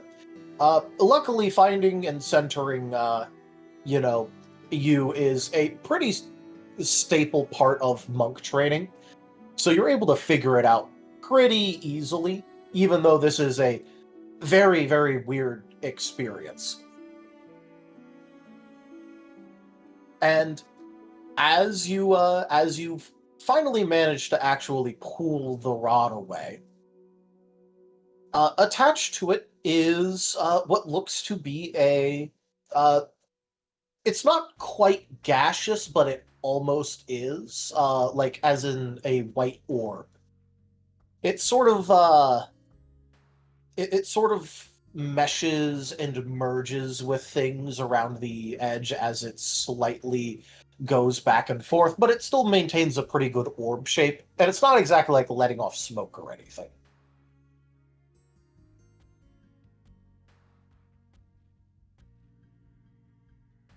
So Snow, well, right now his mind's trying to work when his body doesn't want to, but he will bring the line up and gently place the gaseous orb into his hand and carefully place down the pole and take his other hand, almost cupping it and staring at what this is.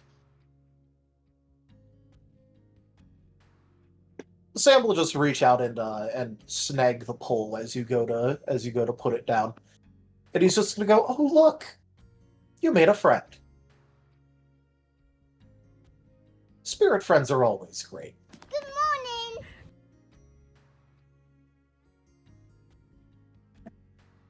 Well, you would be my first spirit friend?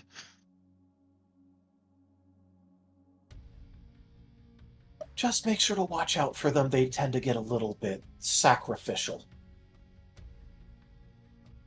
No sacrificing yourself. You're not The my orb supervisor. The orb does not respond. It just sort of floats there a bit, still cupped in your hands.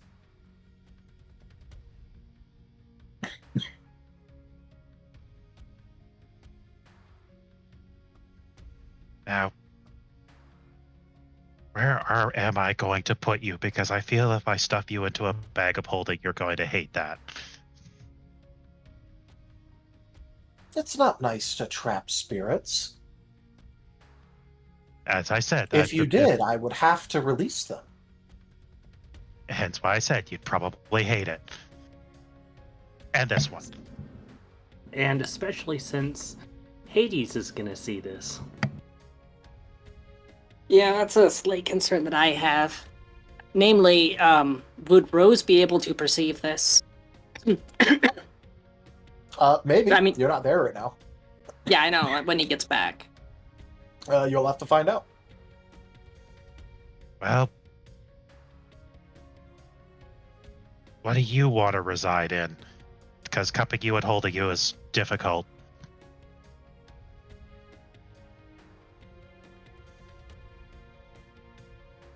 It's just going to slowly start to deform and sort of wisp itself into your hand wraps. I mean, that works. So long as Rose doesn't try to crispify them again. I make no promises.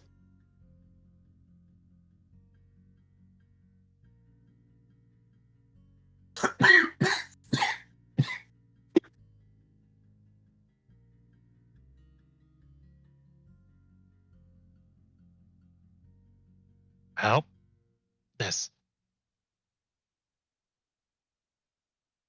I was going to use these to go punch a bunch of seagulls, but now I feel bad about that.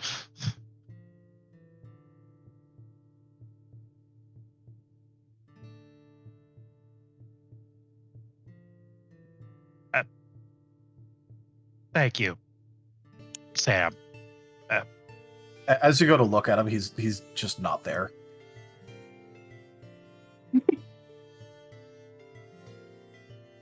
Does that? Well played. Maybe I'll be able to figure out how to do that.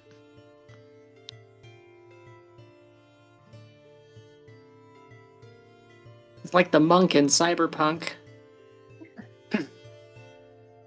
Oh, you just wait. Monk gets Dimension Door.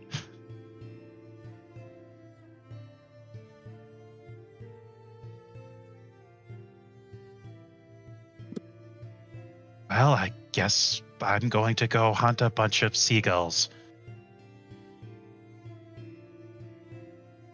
Wait, you're the crazy person that I think Rose said that likes hunting seagulls. Gwyler will snap out of his ravings towards nothing and turn his rather extremely disturbing looking mask towards you.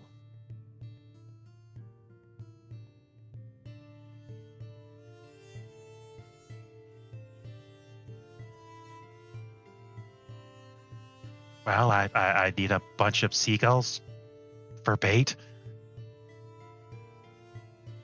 Ah, yes. Get the seagulls to bait more seagulls to kill more of them. Actually, we're going to feed them so we can catch a shark, but... No. We kill them. Well, yes, we need to kill the seagulls so we can use the bait to catch the shark. There is no second part. There is kill the seagulls. Why don't you help me with the first part? I will deal with the other part. You wish to join the crusade? Sure, why not? You will be my second officer. There was a first? Yes. There is. But do not worry. With the growth shown, we will soon tomorrow have a third. 50% rule of cool here. Would it be possible for me to make a roll for whether or not Rose remembers, oh crap, I forgot about Seagull Guy? You know what, sure. What would I be rolling? Make it like knowledge local or something. If you remember last night during the game, last time, I said I saw that guy ranting and raving along the... Well, I don't have knowledge local.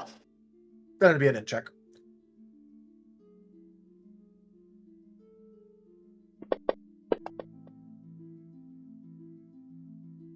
Yes. So just then, oh crap, oh crap, oh crap. And quickly flying over to the beach to go looking for him.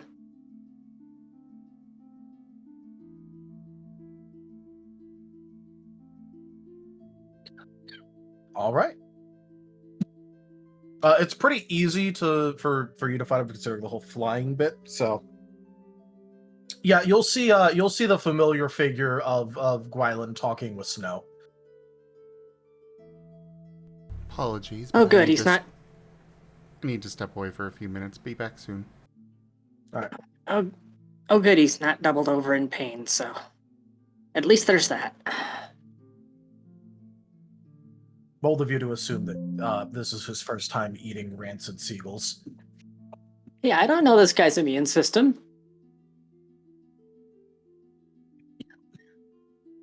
Look, you could have 6 levels of monk, and then you're just immune to disease.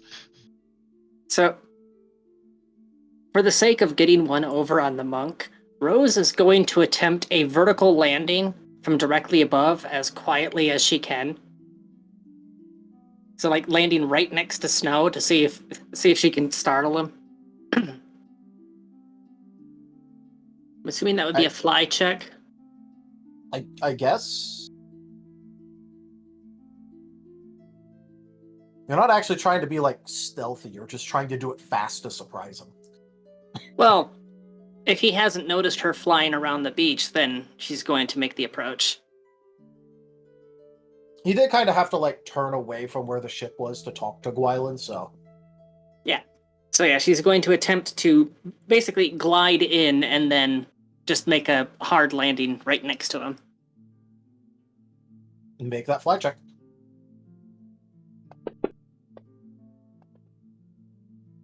Oh, no.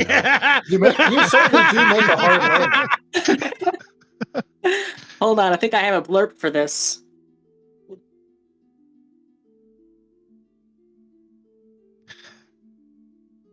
Here we go.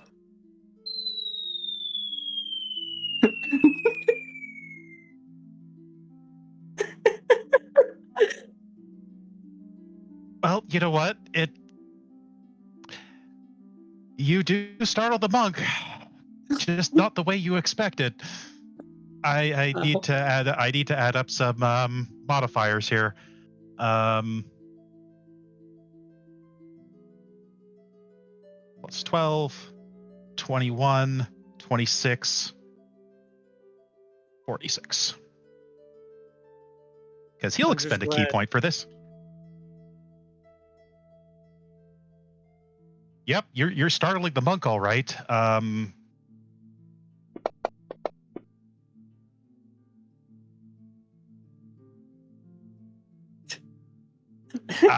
Snow kind of jumps up. What's that? 13 feet, a 13-foot vertical?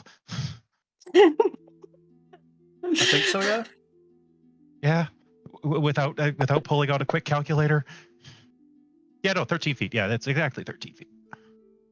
And just pulling her head out of the sand, leaning on it with leaning on one hand. Hey, stop. Yeah, I meant to land head first. I'm just glad I know what happened to my first officer. It was the seagulls. You took the fight to them. I am so proud of you. Well, most of the seagulls spend most of their time in the sky. It's, the fitting location to hunt them. I now name you the first aerial officer of the crusade. You As will lead Rose- the sky forces. As Rose sees startled Snow of the impact of Rose 13 feet higher up on the nearest piece of a climbable thing. Oh, hey, cat's stuck in a tree. I thought you were a cannonball.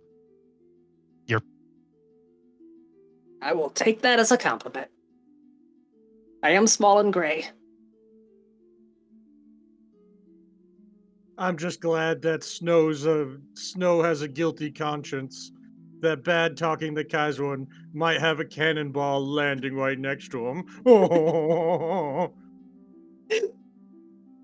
He knows that at any moment he might get assassinated by Timber for heresy. Sure, we'll go with that. That's why he's jumping. Sure, we'll go with that.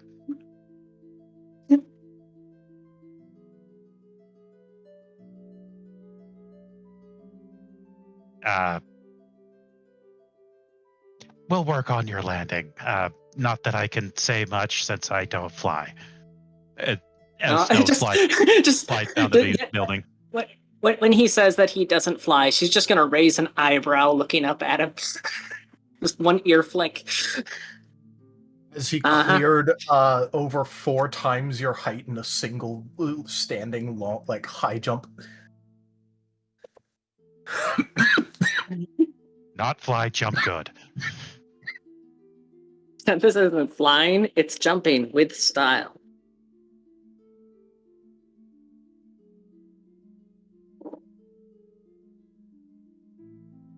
So, what brings you? Sam was here.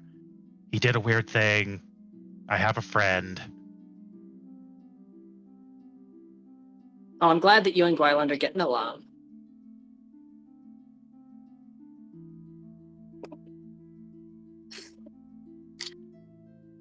No, Snow will not elaborate any further than that.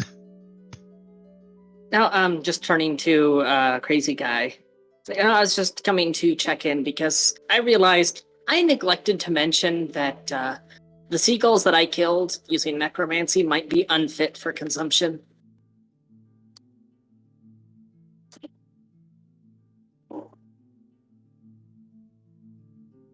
I have yet to see a seagull that was not fit to be eaten. Oh, true, but I mean, they wouldn't be safe to eat it. Safe or not, we are on a crusade. You know what? Look, coming from You know- being not very rich, you boil things long enough, you can make things edible. Ish. I'm not going to get into funguses and toxins, but sure. Just, I was just checking in to make sure that you were all right. Because I realized after the fact, oh no, you consume the fallen, and I was worried it might have made you sick.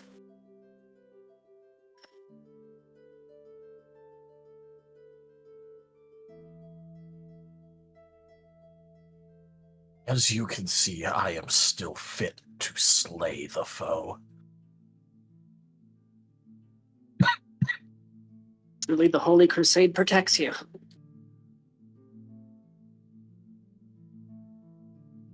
I mean, I happened to stumble in on... I'm pretty sure this was the one you mentioned yesterday. It is. So speaking of, why are you here?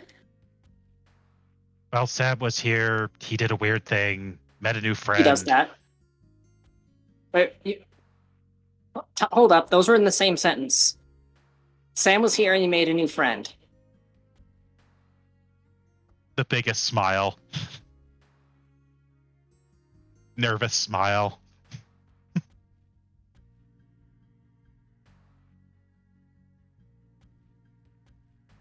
Anyways, yeah, I was just coming to check in on Goyland. But again, why are you here? I doubt that you would willingly and voluntarily just wander over because you saw Sam on the video. Ear twitch with nervous smile and chuckle.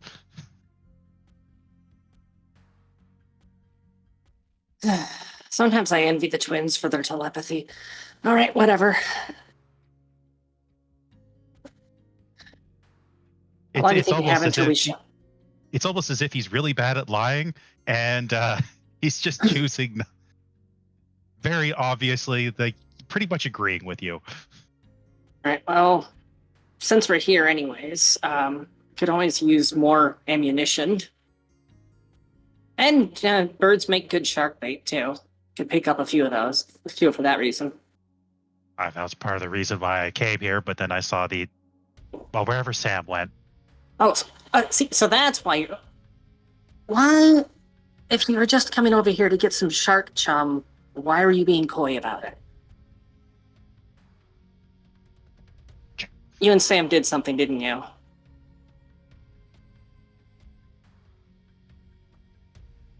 Yes.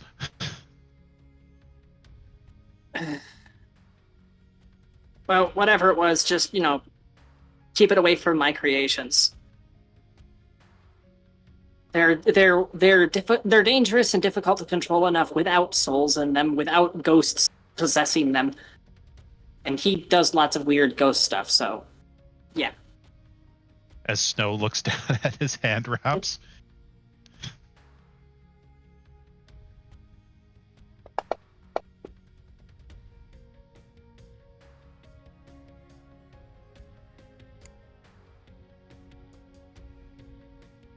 All right, Rose, what are you looking for? Just whether or not she noticed the glance. Oh, it's not even subtle. In that case, yes. Yeah, like I said, dangerous, and I don't want to damage your stuff again. She doesn't know about the ghost in the hand wrap. She thinks that that was because she mentioned how dangerous her creations are.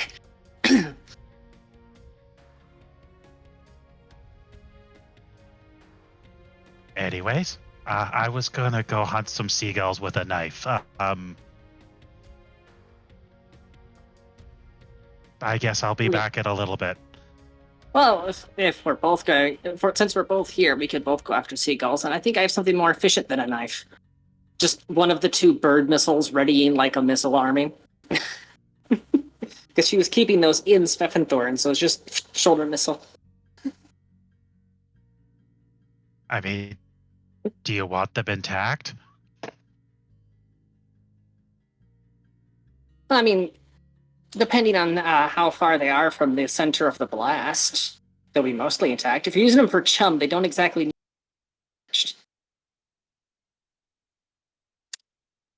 Why not both? And you'll see Snow just kind of dive off to the side, and he is going to do what he does very well and go sneak.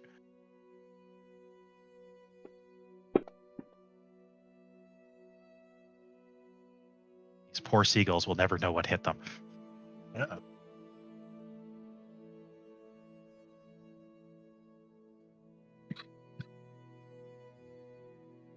Yep, Snow is going to be creeping up on seagulls and with his burst of speed, grab one, stab it, and continue this process until satisfied. Understandable. I cannot remember the command for the cobot or quote thing.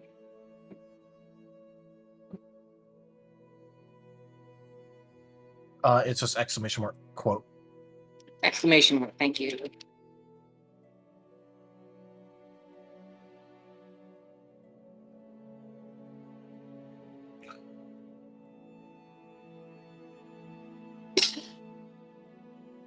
I mean, if you're the size of a seagull, it would basically be a sword that's coming at you. Not wrong. Not wrong.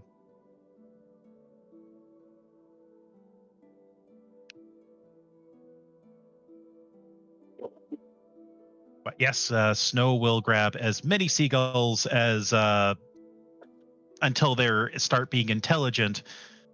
Seagulls never are. To start leaving the docks and the general area.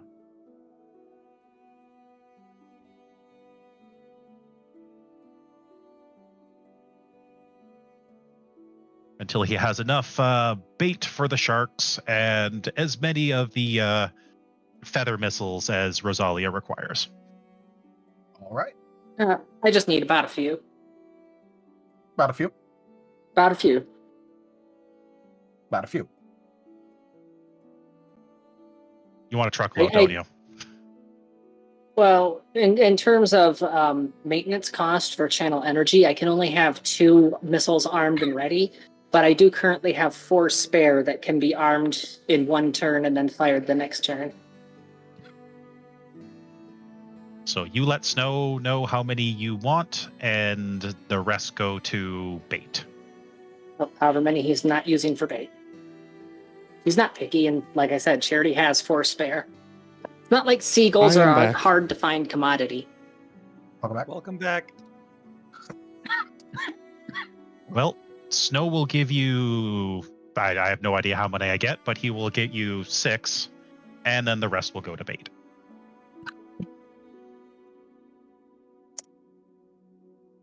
I have 10 seagulls. Also, there isn't exactly a big. You're not really going to be limited by anything for when it comes to the whole getting of that. He's going to be filling up. Seagulls. He's going to be filling up a good solid couple barrels because 1 for bait, 1 for chumming the water.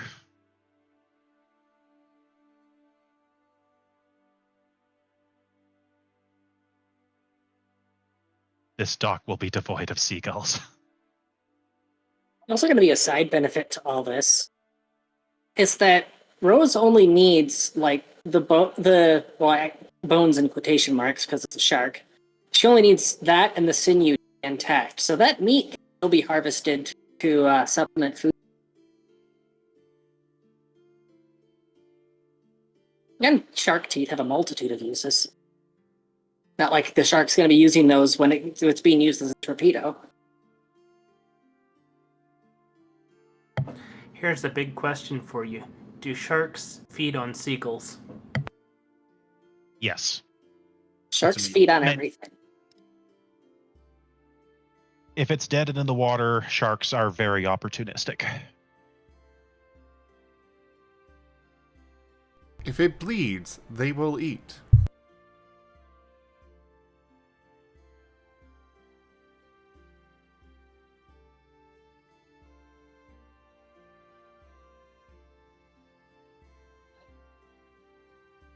So I guess while Snow's doing this, what is everyone else doing?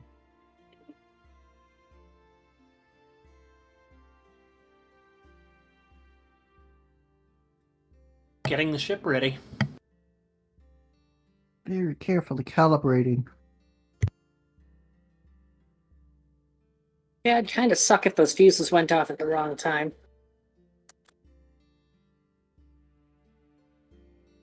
I will be drilling the children on cannon reloading. Understandable.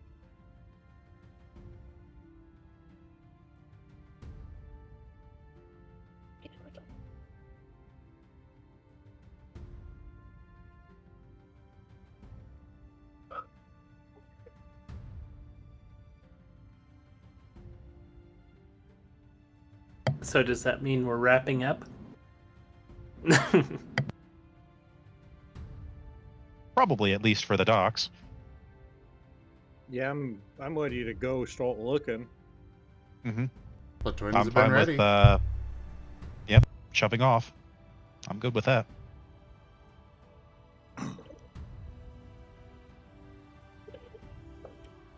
Rose has no reason to linger on the beach, so she'd be heading back to the ship.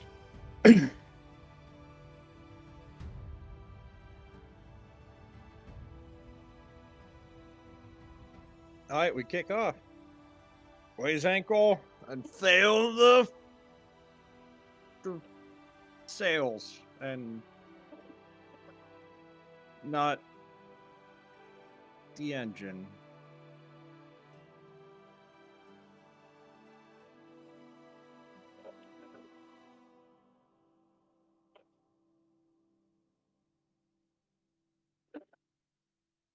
All right. So the trip over to the correct area, it's not very far away. It'll just take like 2 days to get over there.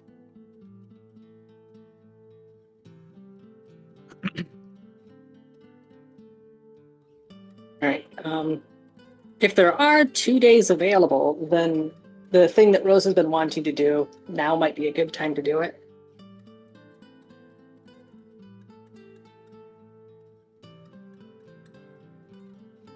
Fair.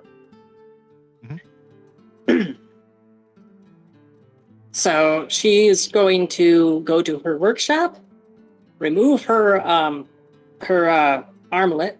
She's going to cut her arm open and slide a lockpick into the wound. Not sure what rolls I would need to make for that. She's basically hiding a lockpick underneath her armlet. Let's go with a fortitude save and stealth to begin with. Fine, fortitude, there it is. I'm gonna burn a fortune on that. That's almost a 20. Son of a bitch. 100% better. You roll twice as good.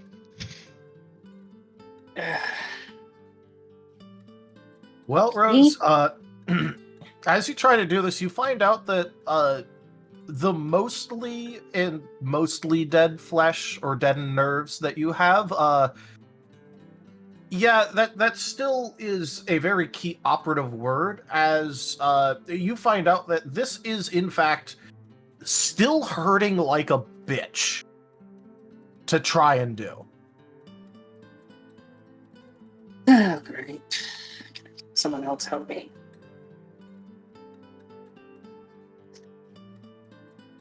Kobolds!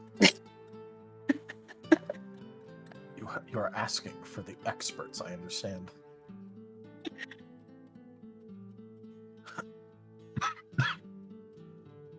I'm sure Buddhist would have helped. Oh, he would have enthusiastically helped. So enthusiastically, she wouldn't have an arm afterwards.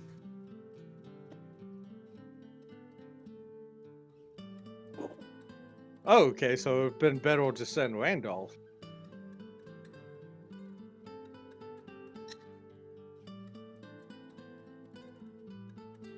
So, where are the kobolds at? Around, but they'll show up pretty fast once you ask. Right. Oh, almost forgot. She is going to be putting on the Ring of Mind Shield. And before she does, though, she is going to tell the Martens, like, I need to hide an action that I'm going to do, not from you, but from the other Watcher. So I'm going to be going dark for a little bit. Okay.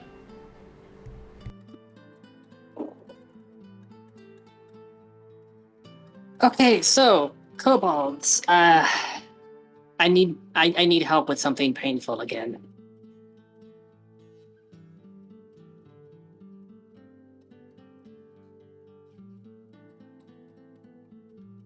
What would you like assistance with? How familiar are you with surgery? Specifically, hiding something inside of somebody. Like a bomb? No, like a lockpick. Oh, In a way that it can be retrieved later.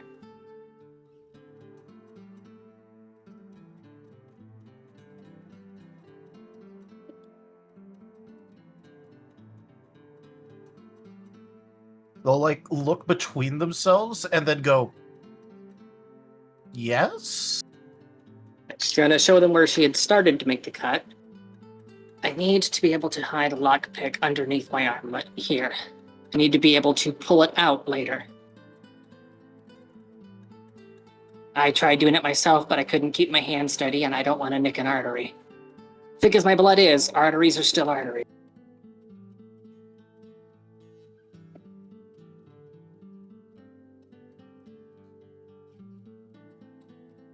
I think I can help. As the other two will immediately go and grab the chains. Oh, this is going to be my whole day.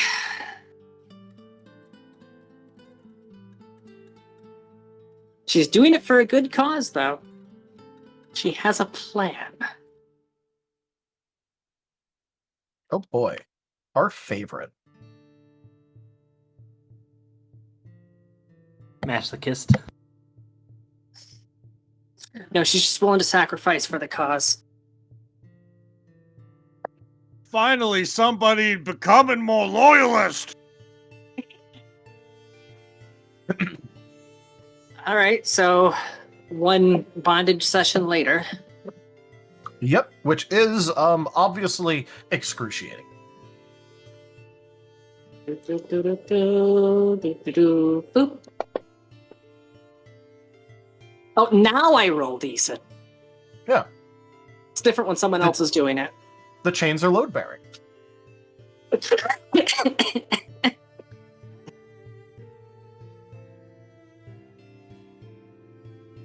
So how did their rolls for the surgery go?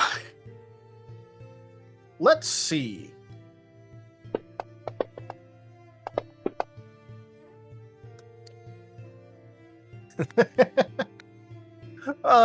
This truly is their joy in life. 17, 18, 20 on the raw dice.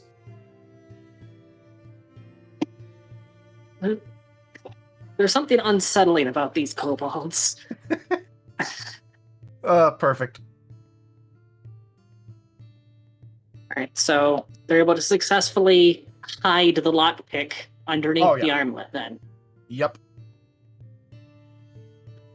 Okay. And yet again, they are discerningly and disturbingly competent at chaining you down in a way where you realize as you still twitch and pull against it just out of pure instinct that hey, you can't move. You know, there's a chance we might be taking prisoners in the near future. Can I count on you guys to help with interrogations? You're way too good at this. Yes. And on to the next painful thing. Gar? No. Gar's too kind.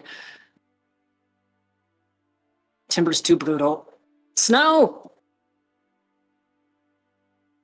What? Can you kill me?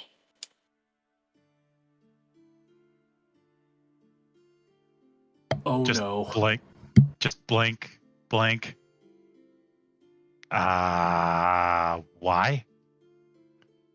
Because I need to go make a quick trip into Tartarus. Buddhist or whatever he shot on. Okay. I can count on you to not only be willing to do it because you know back, but I can count on you to not overdo it and leave me, cubed again. So you know I can't really heal people, right?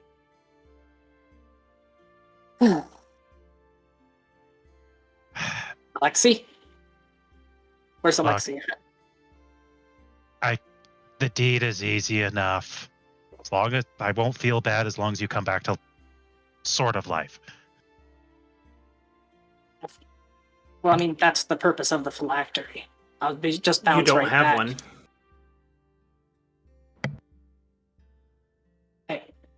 one. Why wouldn't I have one? Am I forgetting Didn't something it that get happened? Put destroyed it in when Temple's Got bag. destroyed. It got Yeah, and rebuilt. I It's in your remade it. bag. It got rebuilt before we met that the trading ship. Oh, okay. Yeah, remember Oh wait, yeah. when I was creating Care, the power armor, I built it into the chest. Yeah.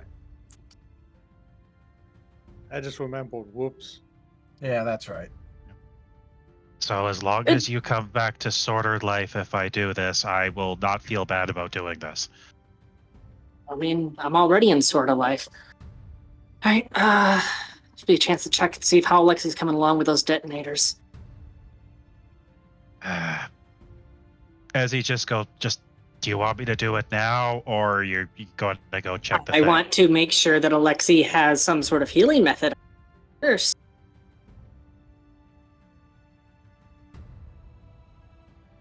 Very well.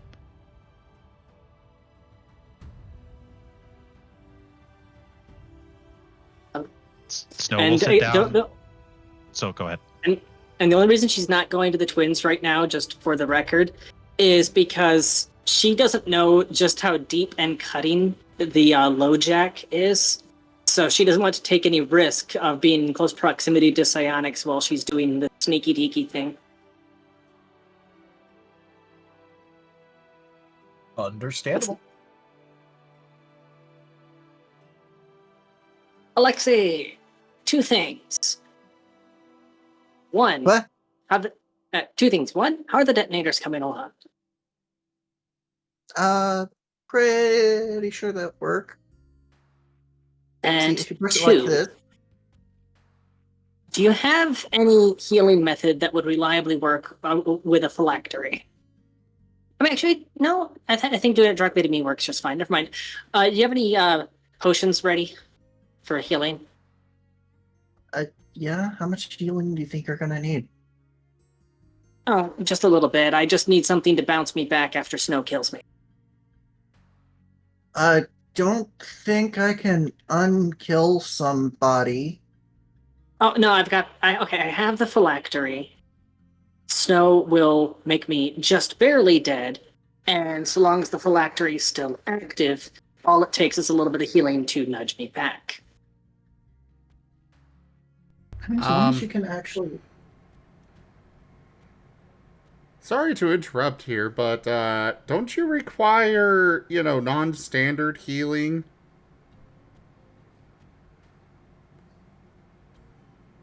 Necromantic. Yeah, the negative energy. Right. Which I believe the only ones that can do that are the twins. Like, actually, quick question. Okay, so positive and negative energy, polarity stuff.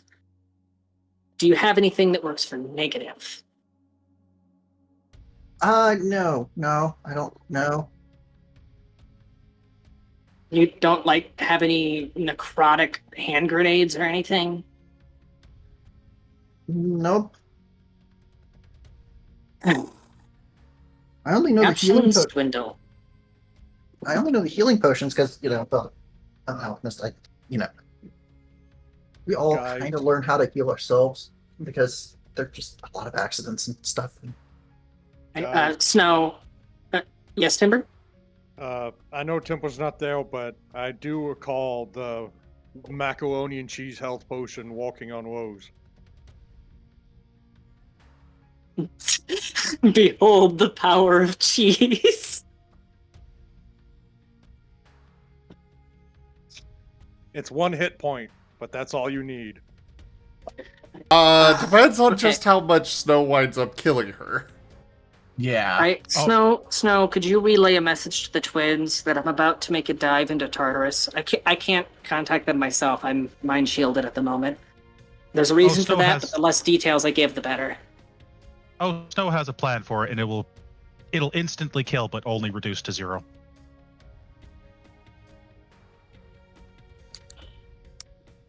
But Rose has to be 100% willing to accept it.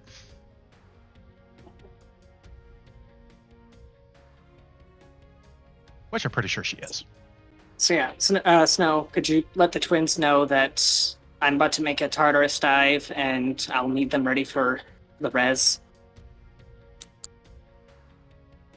Twins, you're probably listening. I'm about Well, to they kill can't- Rose. Yeah, They we can't were hear me at the listening. moment. I'm mind shielded. Tell Rose that we were listening to what you were hearing from what she was saying.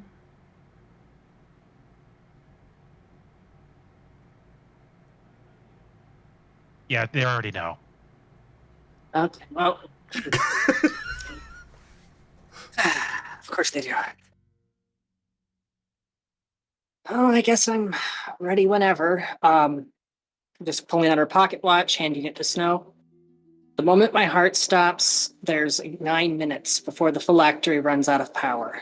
So aim to bring me back in 8.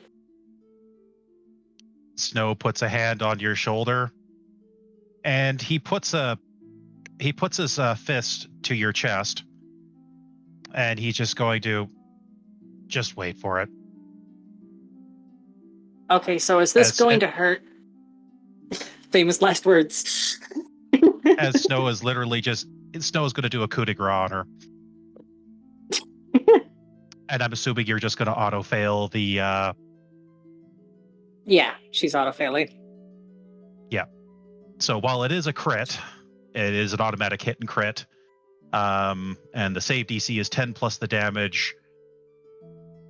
So I guess pull a crit card. See what horrific things happen. 1 point! Oh, yeah, I forgot about those. It's been so long since we got to use them. Oh. Why is it dear. always me? Says the one who purposefully gets everyone to kill her. I know, right? You literally are going around trying to get killed every other session, so... Okay, killed is one thing. I'm not the one who keeps going crit. Unfortunately, Like Desmond, they killed Roselia! You bastards! I'm Kenny. So, Wait, what type of attack? Bludgeoning Bludgeoning. them? Yeah. Soften them up. Triple damage, and the target must make a DC 14 Constitution saving throw. On a failed save, the target has disadvantage on saving throws for 1d4 plus 1 rounds. I don't think that matters. I'm sorry, Rose. I'm gonna have to send you a message that you sent me a while ago. I mean, if you were doing a coup de grace and it's times 3 damage, technically that's 3 times her health pool. I'd only do D10 damage. Well, yes, but you're coup de grace. Yep. The coup de which grace is is- just a special crit. It's not. Yeah, it's just. So it's I not just that's instant why I, death, it's just very powerful. So basically, instead of just stopping her heart, he broke some ribs. That's what this comes out to. and yeah, coup de Remember- grace required. Just remember, he's the one that wasn't brutal. Yeah, a critical is just an automatic hit and crit. That's all it is, and it must be done against a helpless or unconscious opponent. In this case, a willing opponent. Yep. And then they have to make a fortitude save of DC plus 10 plus the damage dealt, or die. Yep. Yes. And in this case, I'm assuming Rose just wants to die.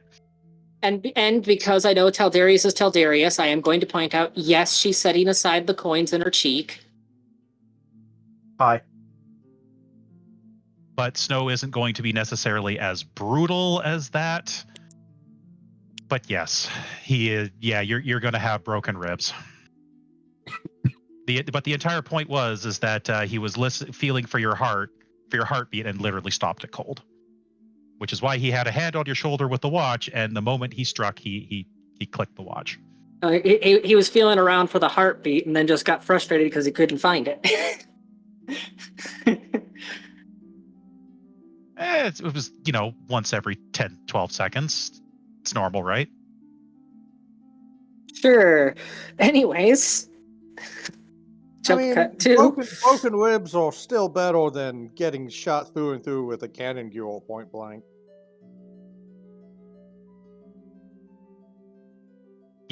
Anyways.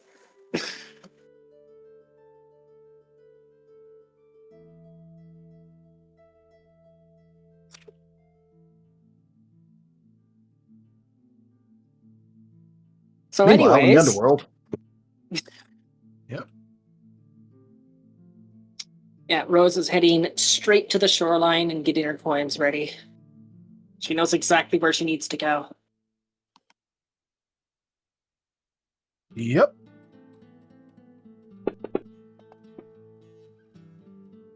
Look, it was only 12 damage. It wasn't that much.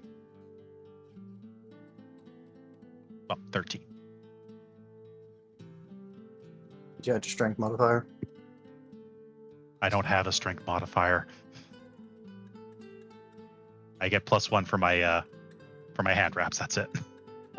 T. Garu, to answer your question, it's because they're all dysfunctional, and me dying is the way I can directly talk.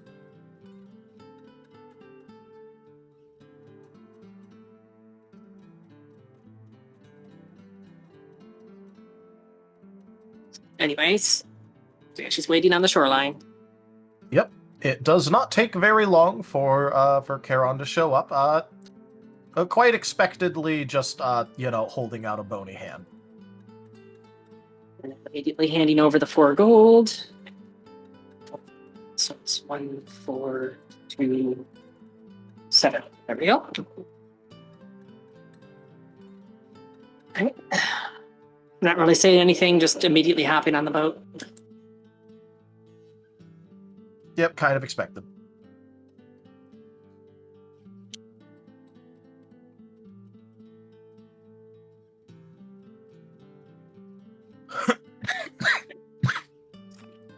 The exact moment that the boat docks on the other side, she's making a beeline straight for the crypt, where all of her other incarnations are at. All right.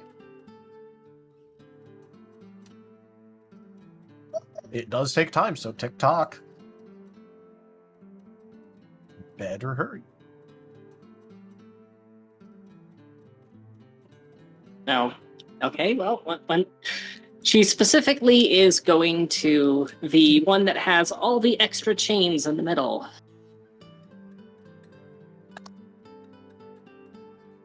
Why am I blanking on the name of one of my own characters right now? Skill issue? Skill your issue. Adamant, that was it. She's going straight to Adamant.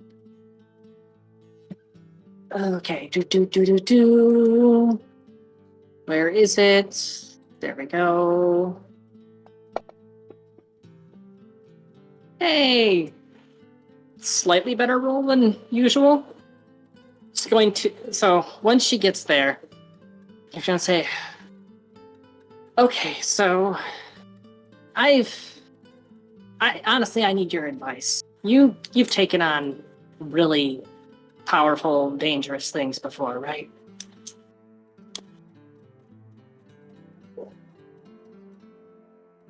Tanya, this is the point where you talk to yourself, literally.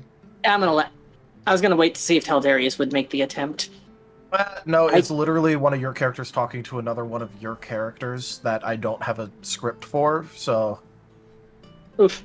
I can make the attempt, but my voice is completely shot right now. You're the one that wanted to go do this. I know. When I made this plan, I didn't have a sword. You didn't have a what? You kind of cut out there. So I made this plan, I didn't have a sore throat. Okay. Also, everyone, make welcome to Tanya's version of the Mindscape. Basically the same as Geeman's, except it takes place in hell. Yeah.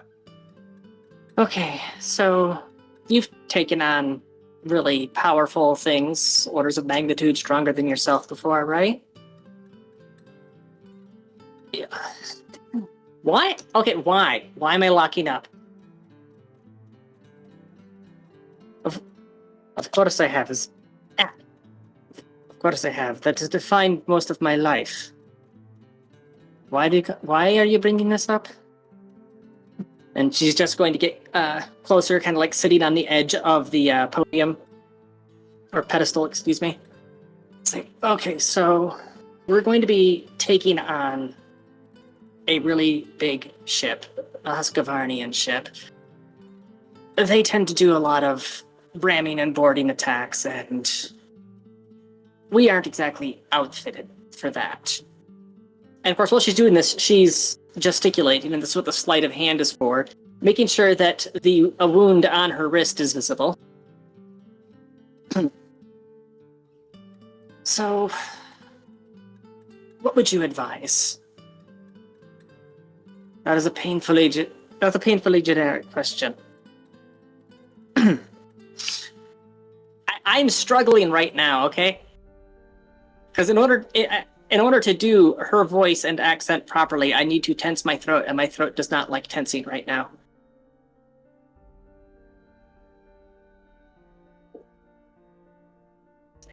Have you tried setting traps? Traps tend to help. Does that dog belong to you? I have never seen that dog before in my life. Oh, hi. I'm Ather, god of death. Sure.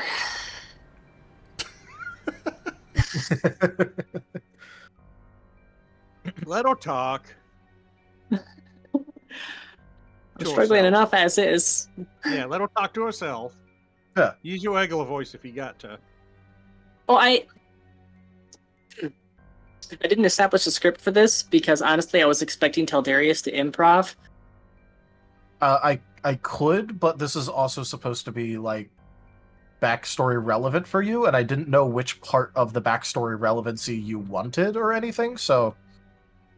This might be a problem where I'm not sure any of us are exactly aware of what you're going for here. Good game plan, guys. Yep. Look, it's very obvious that you came here for a reason, and it wasn't advice. Why are you here?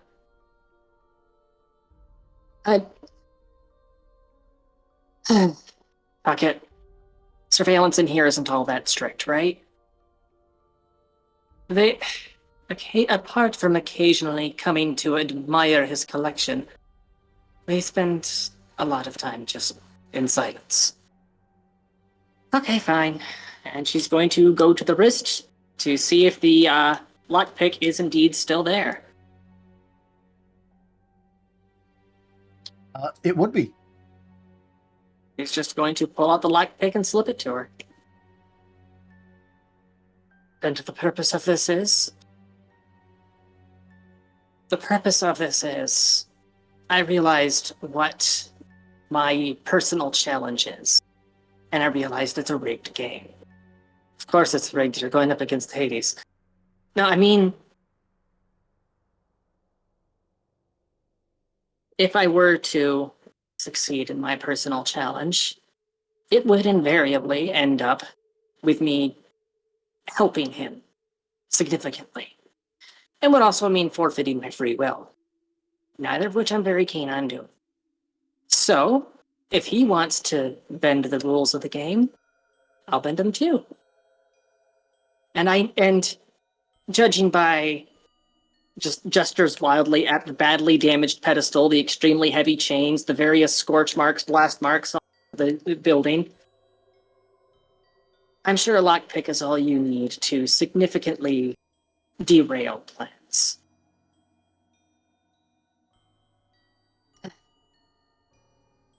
You know, you remind me of myself a few millennia ago. I mean, considering I'm literally you, I'll see what I can do. You shouldn't linger. It would arouse suspicion. Alright, have fun.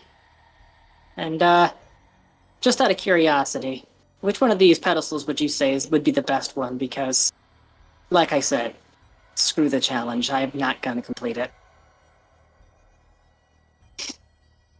The one off to my left has a good view of the river. Just gonna give a bit of a salute and start heading back.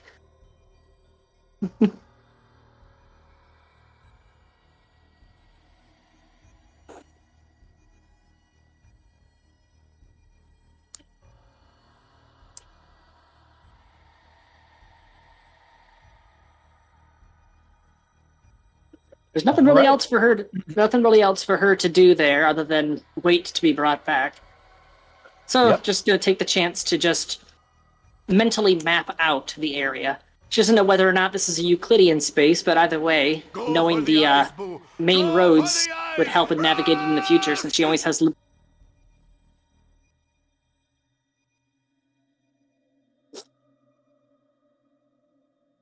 Knowing the main roads would help in the future if she ever has anywhere else she now. Oh no, game breaking. Yeah, I noticed.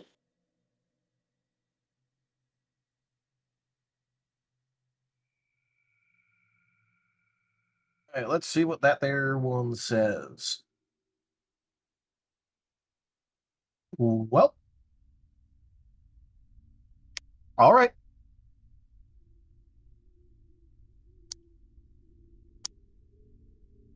That is noted and accepted.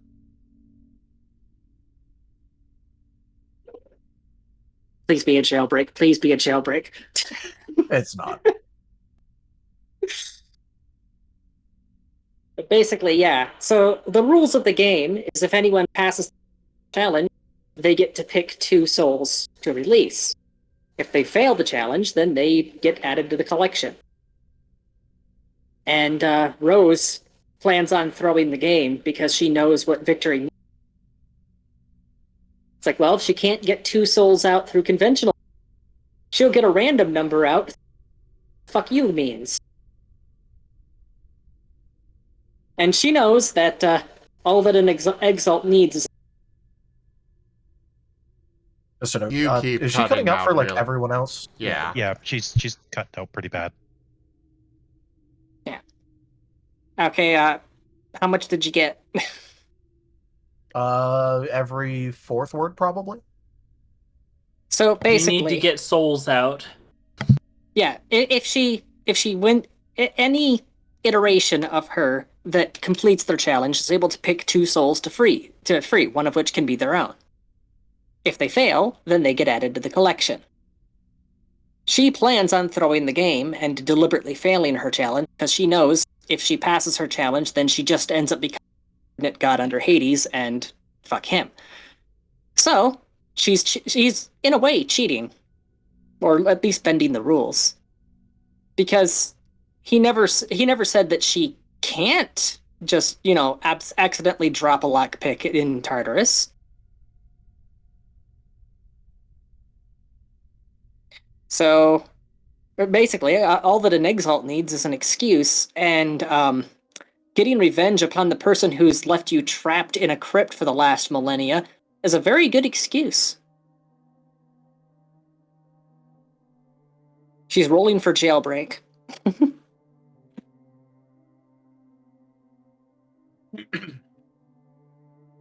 in here trying to start a riot. Let's start a riot. Dun, dun, dun, dun, dun. This can only go well. Now, if I Oh, knew look, it was they're rioting. Time to restore order. I was hoping for this. if I knew it was a raid on Hades, I could have sent some of my people to help. Well, not a raid, because all she knows is that adamant is exceptionally powerful and exceptionally dangerous. That makes her very useful in this particular situation. It's up to it's up to adamant to decide what to do once she's started working on the locks.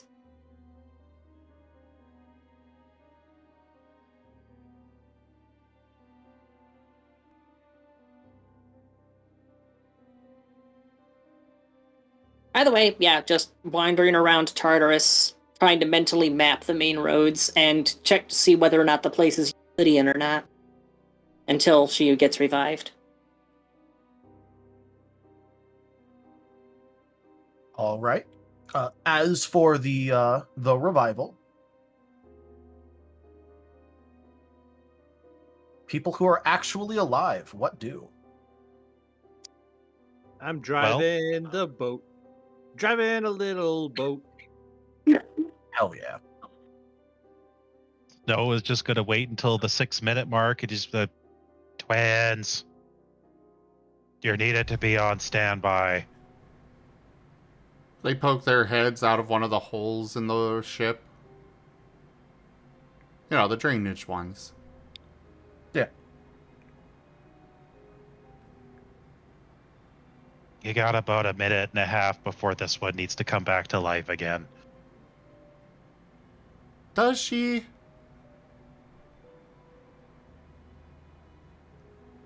The glare. She's kind of mean. So are you. They tilt their heads in unison. Just bring her back to life. But how are we mean? Are you Well, you have a seriously going to be bantering for a minute and a half? I know what you're doing. Technically it's, 6 minutes and we've got to banter. 3. Oh, no. You have, and there's 9 minutes total. 6 has elapsed. There are 3 remaining. Do not. Well, no, I'm talking about Oh, since no. She died. Oh no, Snow only brought you up at the 2 minutes before you were supposed to be resurrected. Oh. Yeah. Yep. Well, in that case, I'll go ahead and start, do the heal thing. But they're still asking that. How are we mean? You look down upon me, you belittle me, and you pretty much belittle everyone else.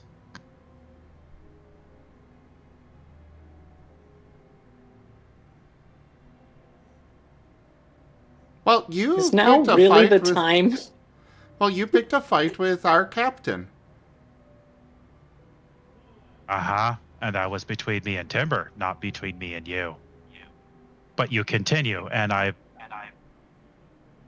well, what was between me and Timber was dealt with. It's over. Yet you carry it on. Well, yes. You picked a fight with our captain. And that's the reason why. Bring her back to life.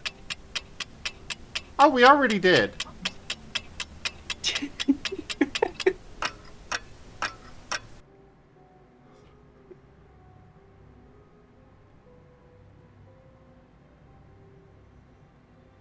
My point still stands. Why does my chest hurt so much? Because I had to... Because I probably broke your ribs while I was trying to stop your heart. Oh, you made me cough just like me. I thought the whole of point of... Rose, I thought... even through the seemingly magical healing, your chest still really, really hurts. Also known as, ethereal influence. Please have disadvantage for the next 24 hours. Ow. I thought the whole point of the kung fu stuff was that you could stop a heart without, trauma. I thought I did. But then again, also, I've been able to.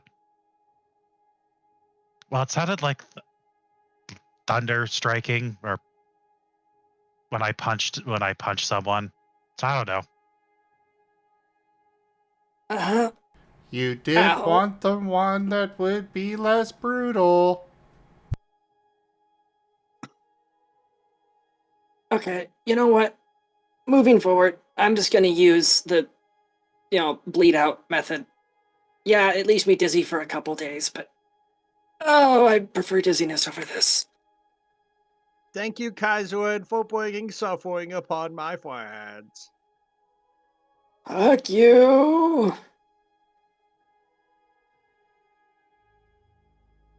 Was that supposed to be an insult?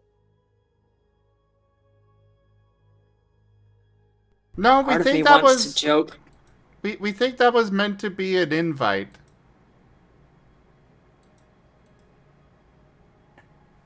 Rule of cool, that happened to be the same moment that she took the Ring of Mind Shield off.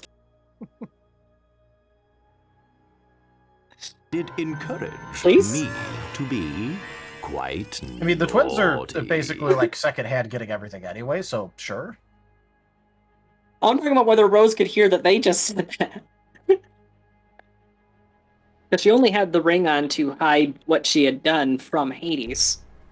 Well, I'll also Yeah, say sure, go that unfortunately they would have to actively re-add you to the network. Fair enough. Okay, Not so... that they're against you hearing it, it's just, that's technically how it works. Yeah, true.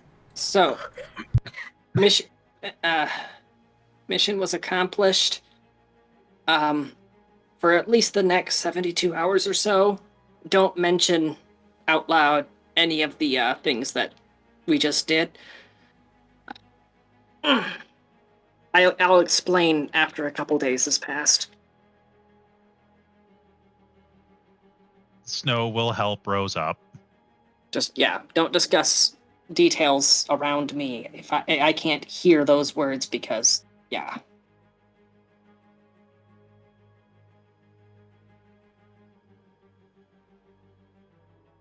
Okay.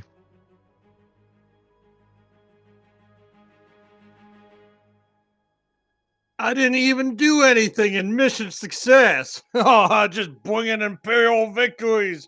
Everything's coming up, Timbal.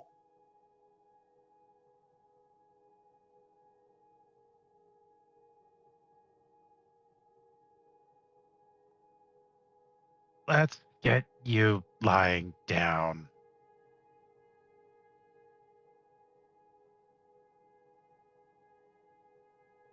Oh, I wish I was one of those monks that could actually heal people by punching them.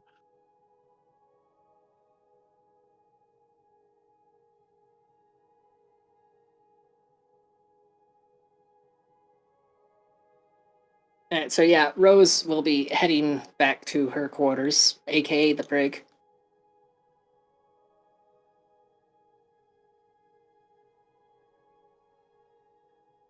And I guess Snow is going to, once Rose has been escorted to a cot or chair of her choosing, he will go up and I guess he's going to, now that we're out at sea, he's going to attempt the catching of shark.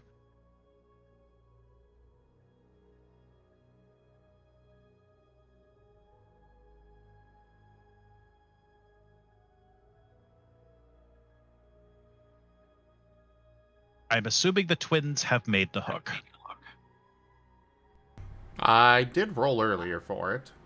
Yeah, it would have been really easy. You've done far more complicated things. Yeah. So, Cobot Timber, continuing to be as sentient. As they Go go ahead. to deliver the hook. So, you know how you said we were mean? Well, we kind of did just go do this without any hesitation or arguing or anything else. We just did it because you asked. Just to point that out. And then they leave.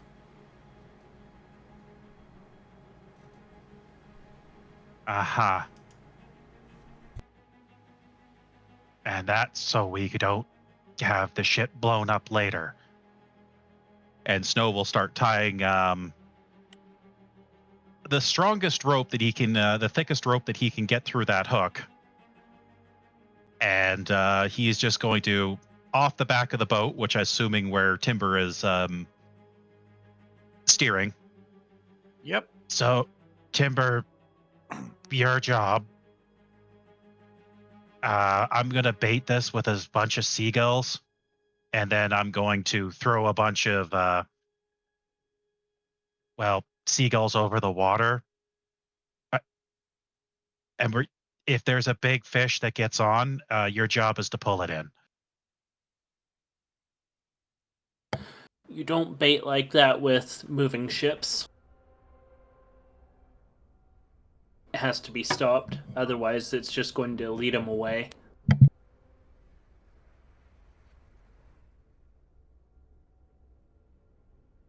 But do we know this? Snow would be aware of it. He has decent enough survival. Can he just stop the boat? And Wolven would know how to fish in order to extend supplies in an emergency. They're just not supposed to do it unless they literally have to. Otherwise known as unless it's approved by someone else.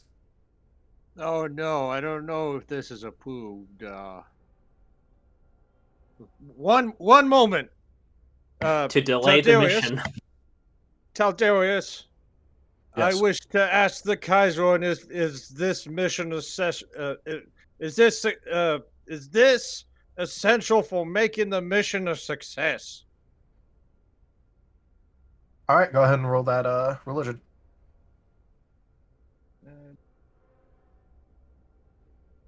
For the Kaiserin, please, maybe? Yes.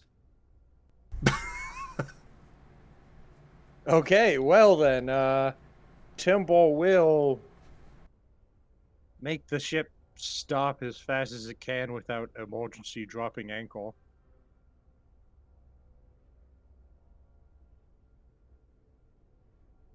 Yep, Snow will toss the hook out It's with gonna take many... a couple minutes, but she'll stop moving eventually. That's fine. I guess He'll Timber just- will make the boat go in a big circle to try to lose momentum. Oh, even better. If we're just going to do a big circle, he'll just start chumming the water all around. And then he'll save some of them for more, save some of the seagulls for more bait, at least enough for 2 or 3 sharks. And then he's going to toss the hook into the water. And I'm assuming that with how much time they've spent on the waves, Rose would know. Would know what? Rose would notice the ship has come to a stop. Yeah. Well, we started doing heavy right. Yeah, you kind of like shifted and then turned. So yeah. The twins are jumping into the water.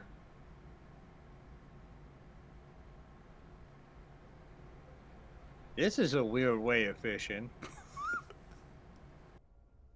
You put the bait onto the hook and the fish bites the hook. Where's the nets and the hand grenades? I don't have any nets and hand grenades. Yeah, you throw them and they explode. That might work for smaller fish. We want big fish. Oh, okay. Depth charges. You do know who you're talking to, Snow. We need the fish intact. Not like last time where we decided to have mashed fish on deck. Alrighty, we can go do your weird stick thing. Tal, are there any big fish down in the water? Roll perception. Okay. Yeah, Snow is literally just tying the rope to the railings and as tightly as he can to to something solid, and just waiting for something to yank on it. So Zim found Cthulhu. And Cthulhu was afraid. No, Alright, you next. have to get the settings right. You found Poseidon. And Poseidon was afraid.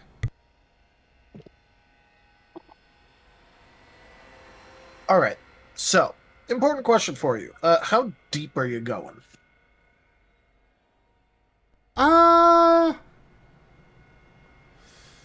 Pretty deep. As deep as they need to find big fish. Because that's what we're after. Go for the eyes, Boo! Go for the eyes! Run! Exactly. Oh no. Vixen, no. Oh. Can I request a small adjustment to this, Val? Oh no. It's colossal squid, isn't it? Instead of hook, can it be the twins find it? Eh? Eh?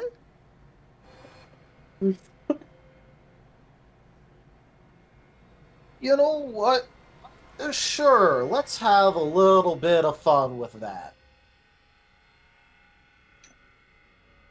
As I originally had something else in mind, but you know what? Might as well do something pretty fun with this. All right, twins. Yes.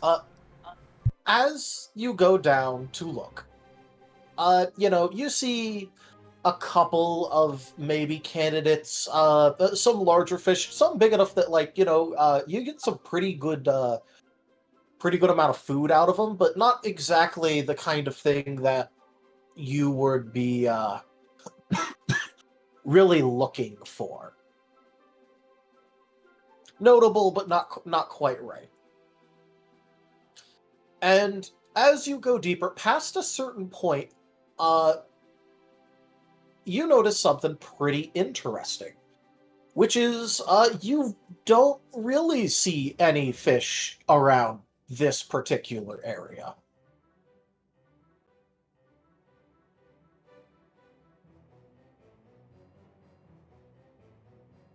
But what you do... Go ahead. Just saying they are spreading out a little bit, but proceeding with caution. All right. As you go a little bit deeper, Marl ends up finding, just looking in the direction that they are just slightly away from Merle, that there is a pretty, sharp and neat-looking, sort of underwater valley between two different things.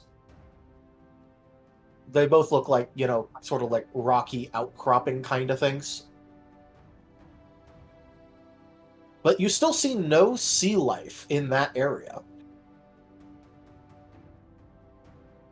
I feel like it's pretty reasonable to presume that big thing, the smaller things would avoid the big thing that would eat them. I got the perfect music for this. I put it in Ascent to Ascend. It's the Jaws theme, isn't it? No. It's when you're fighting the giant octopus in Zelda Wind Waker. But they are proceeding. They're going to investigate. All right. Go ahead and roll me another round of perceptions.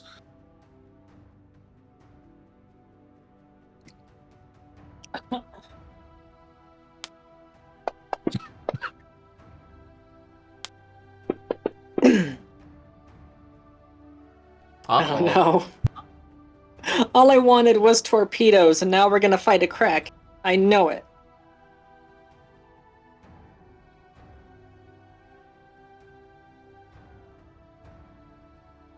All right.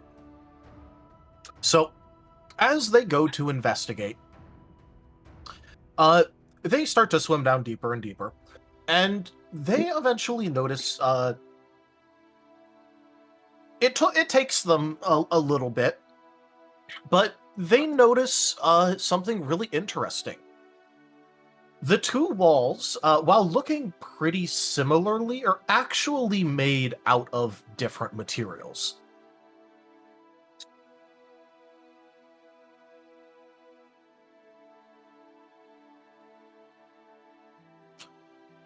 But there is another far more interesting and perhaps worrying detail.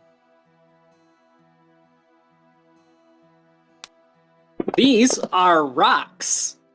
And they're wet. Yep. And this is, pretty fitting considering it was Marl that originally spotted the interesting area.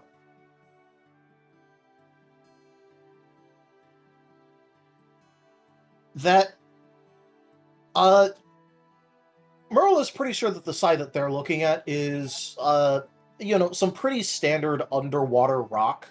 The same sort of kind of like rock that you kind of see all over the place underwater. Nothing really too much special about it, really. It just looks like something had maybe rubbed up against it recently. The other side, however, that Marl is looking at, Marl realizes pretty quickly that isn't rock. And they're helped along quite a bit, actually, by the fact that after getting kind of like close enough to get a really good look at it, it starts to split open and reveal that the area that Marl was right next to is actually an eye multiple sizes larger than them.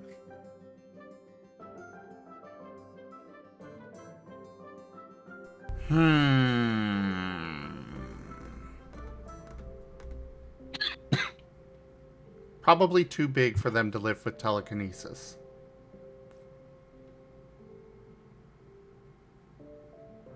You might want to let this eternal lie.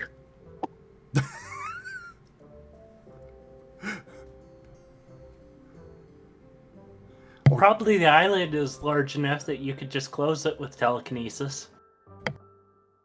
So, when does this thing explode, Snow? It doesn't explode. The fish comes to the hook with the bait and goes chomp. Lame. Twins, your fur starts to tingle with electricity. They're going to start hightailing it out of there. Not directly towards the ship. More just straight up.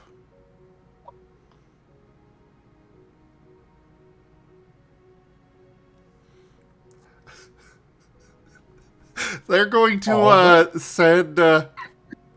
They're going to send what they've seen to Rose. Is this big enough?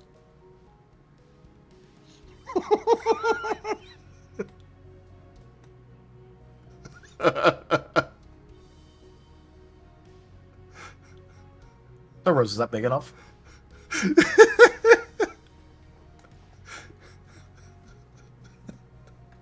I think we broke Tanya. Oh, microphone was muted. Microphone was muted. Send the Yeah, meme just towel. oh fuck. Quickly getting, quickly getting out of bed and hobbling her way up deck. Care, no name, would you kindly get the fuck on deck now?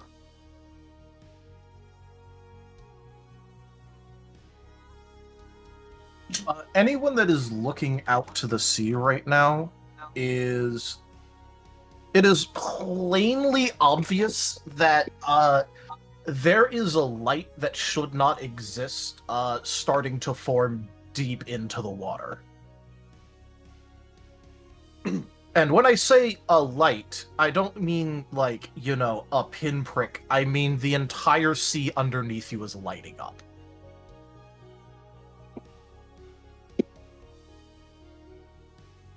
Timber, What? bring the hook back in. Okay. Screw that! Up all the sails! We're moving now! There's a non-zero chance that my boss figured out what I was doing and told my brother about it. Hello! Death charges, we need them! Thankfully, there are 3 ready. Get on the magical cannons, okay.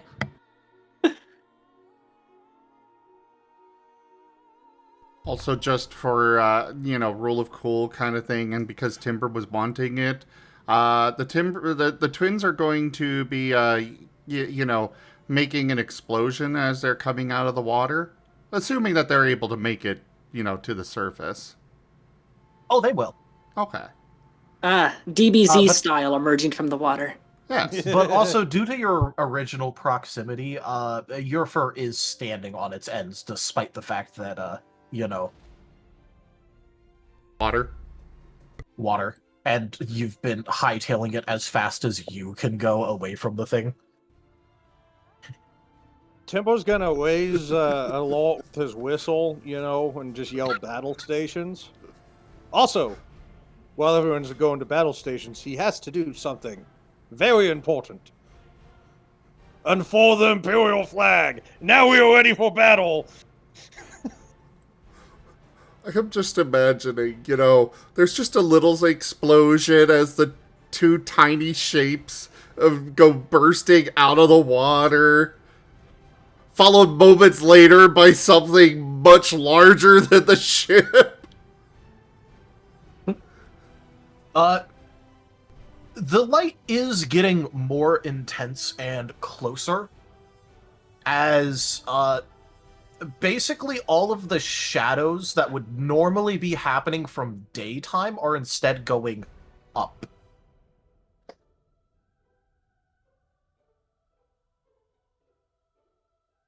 Ah, the light is stronger than the sun. Got it.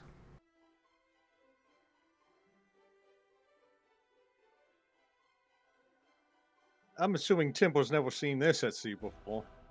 No. Well, Snow did tell Timber that there are bigger fish, and fish big enough to eat Wolven. Unfortunately, you made him believe it. I choose to believe this was Hades telling his brother about what one of his subordinates was getting up to. The only issue with that is that by most lore, Poseidon and Hades don't get along. That's fair. I will say, Kaizuan did say this is mission essential. That she did. There we go. Let's blame it on the Kaiser and she dumped the boss fight on her laps. Snow is immediately staring at that, and the widest grin on his face just happens to... Timber? Yes? Can you move it? Can you get the ship going in the general direction of the thing that we want to board? Oh. So over a day away. Make ship What go about it? faster. Okay, I got it. Timbo starts pushing on the mast. As the water itself starts to sort of like crest from where it's attempting to, arise from. Arise, Kraken. Arise.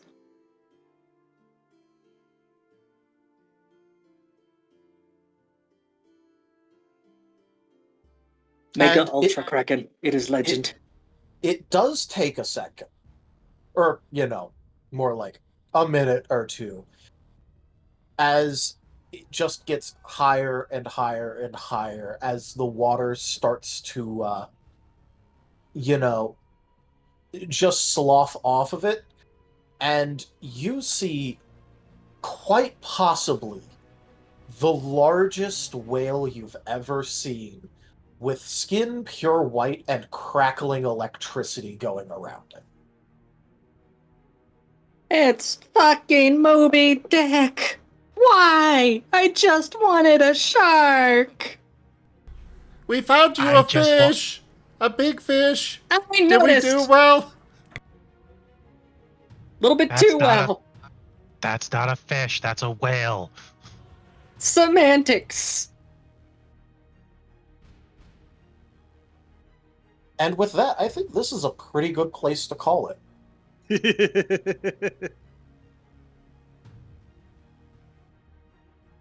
Yeah. Make ship go faster. Yes, outrun this whale for an entire day. And still that whale did go. I mean, the twins do have Tempest, sphere stuff. We also on the got... upside, well, on the upside, a whale is slightly easier to deal with, even size, than a kraken of the same size would be. We do have cannons. Yeah, and it doesn't have tentacles, so we got that going for us. Let me put it this but way. this thing A could... normal great white whale is a CR-14. This thing Yeah, could but this swallow one's- our ship whole. This thing's got electricity.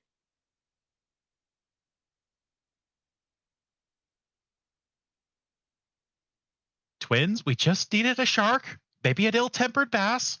That's all we needed.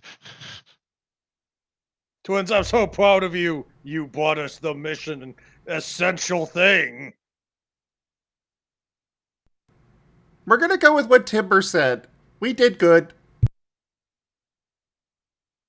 Stopping the ship and baiting the hook was what we were supposed to do. The Kaiserun obviously wants this thing dead.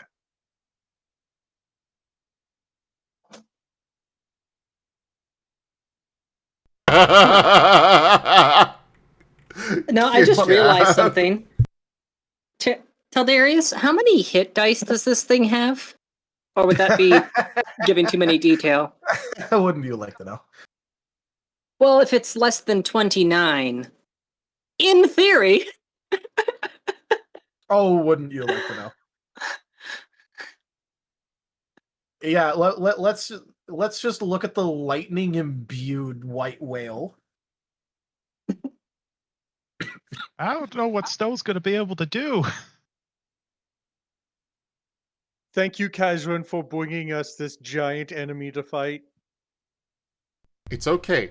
The twins will prove how kind and thoughtful they are by bringing Snow to the whale to punch it. You know Snow can't walk on water, right? Tipple can. Semantics.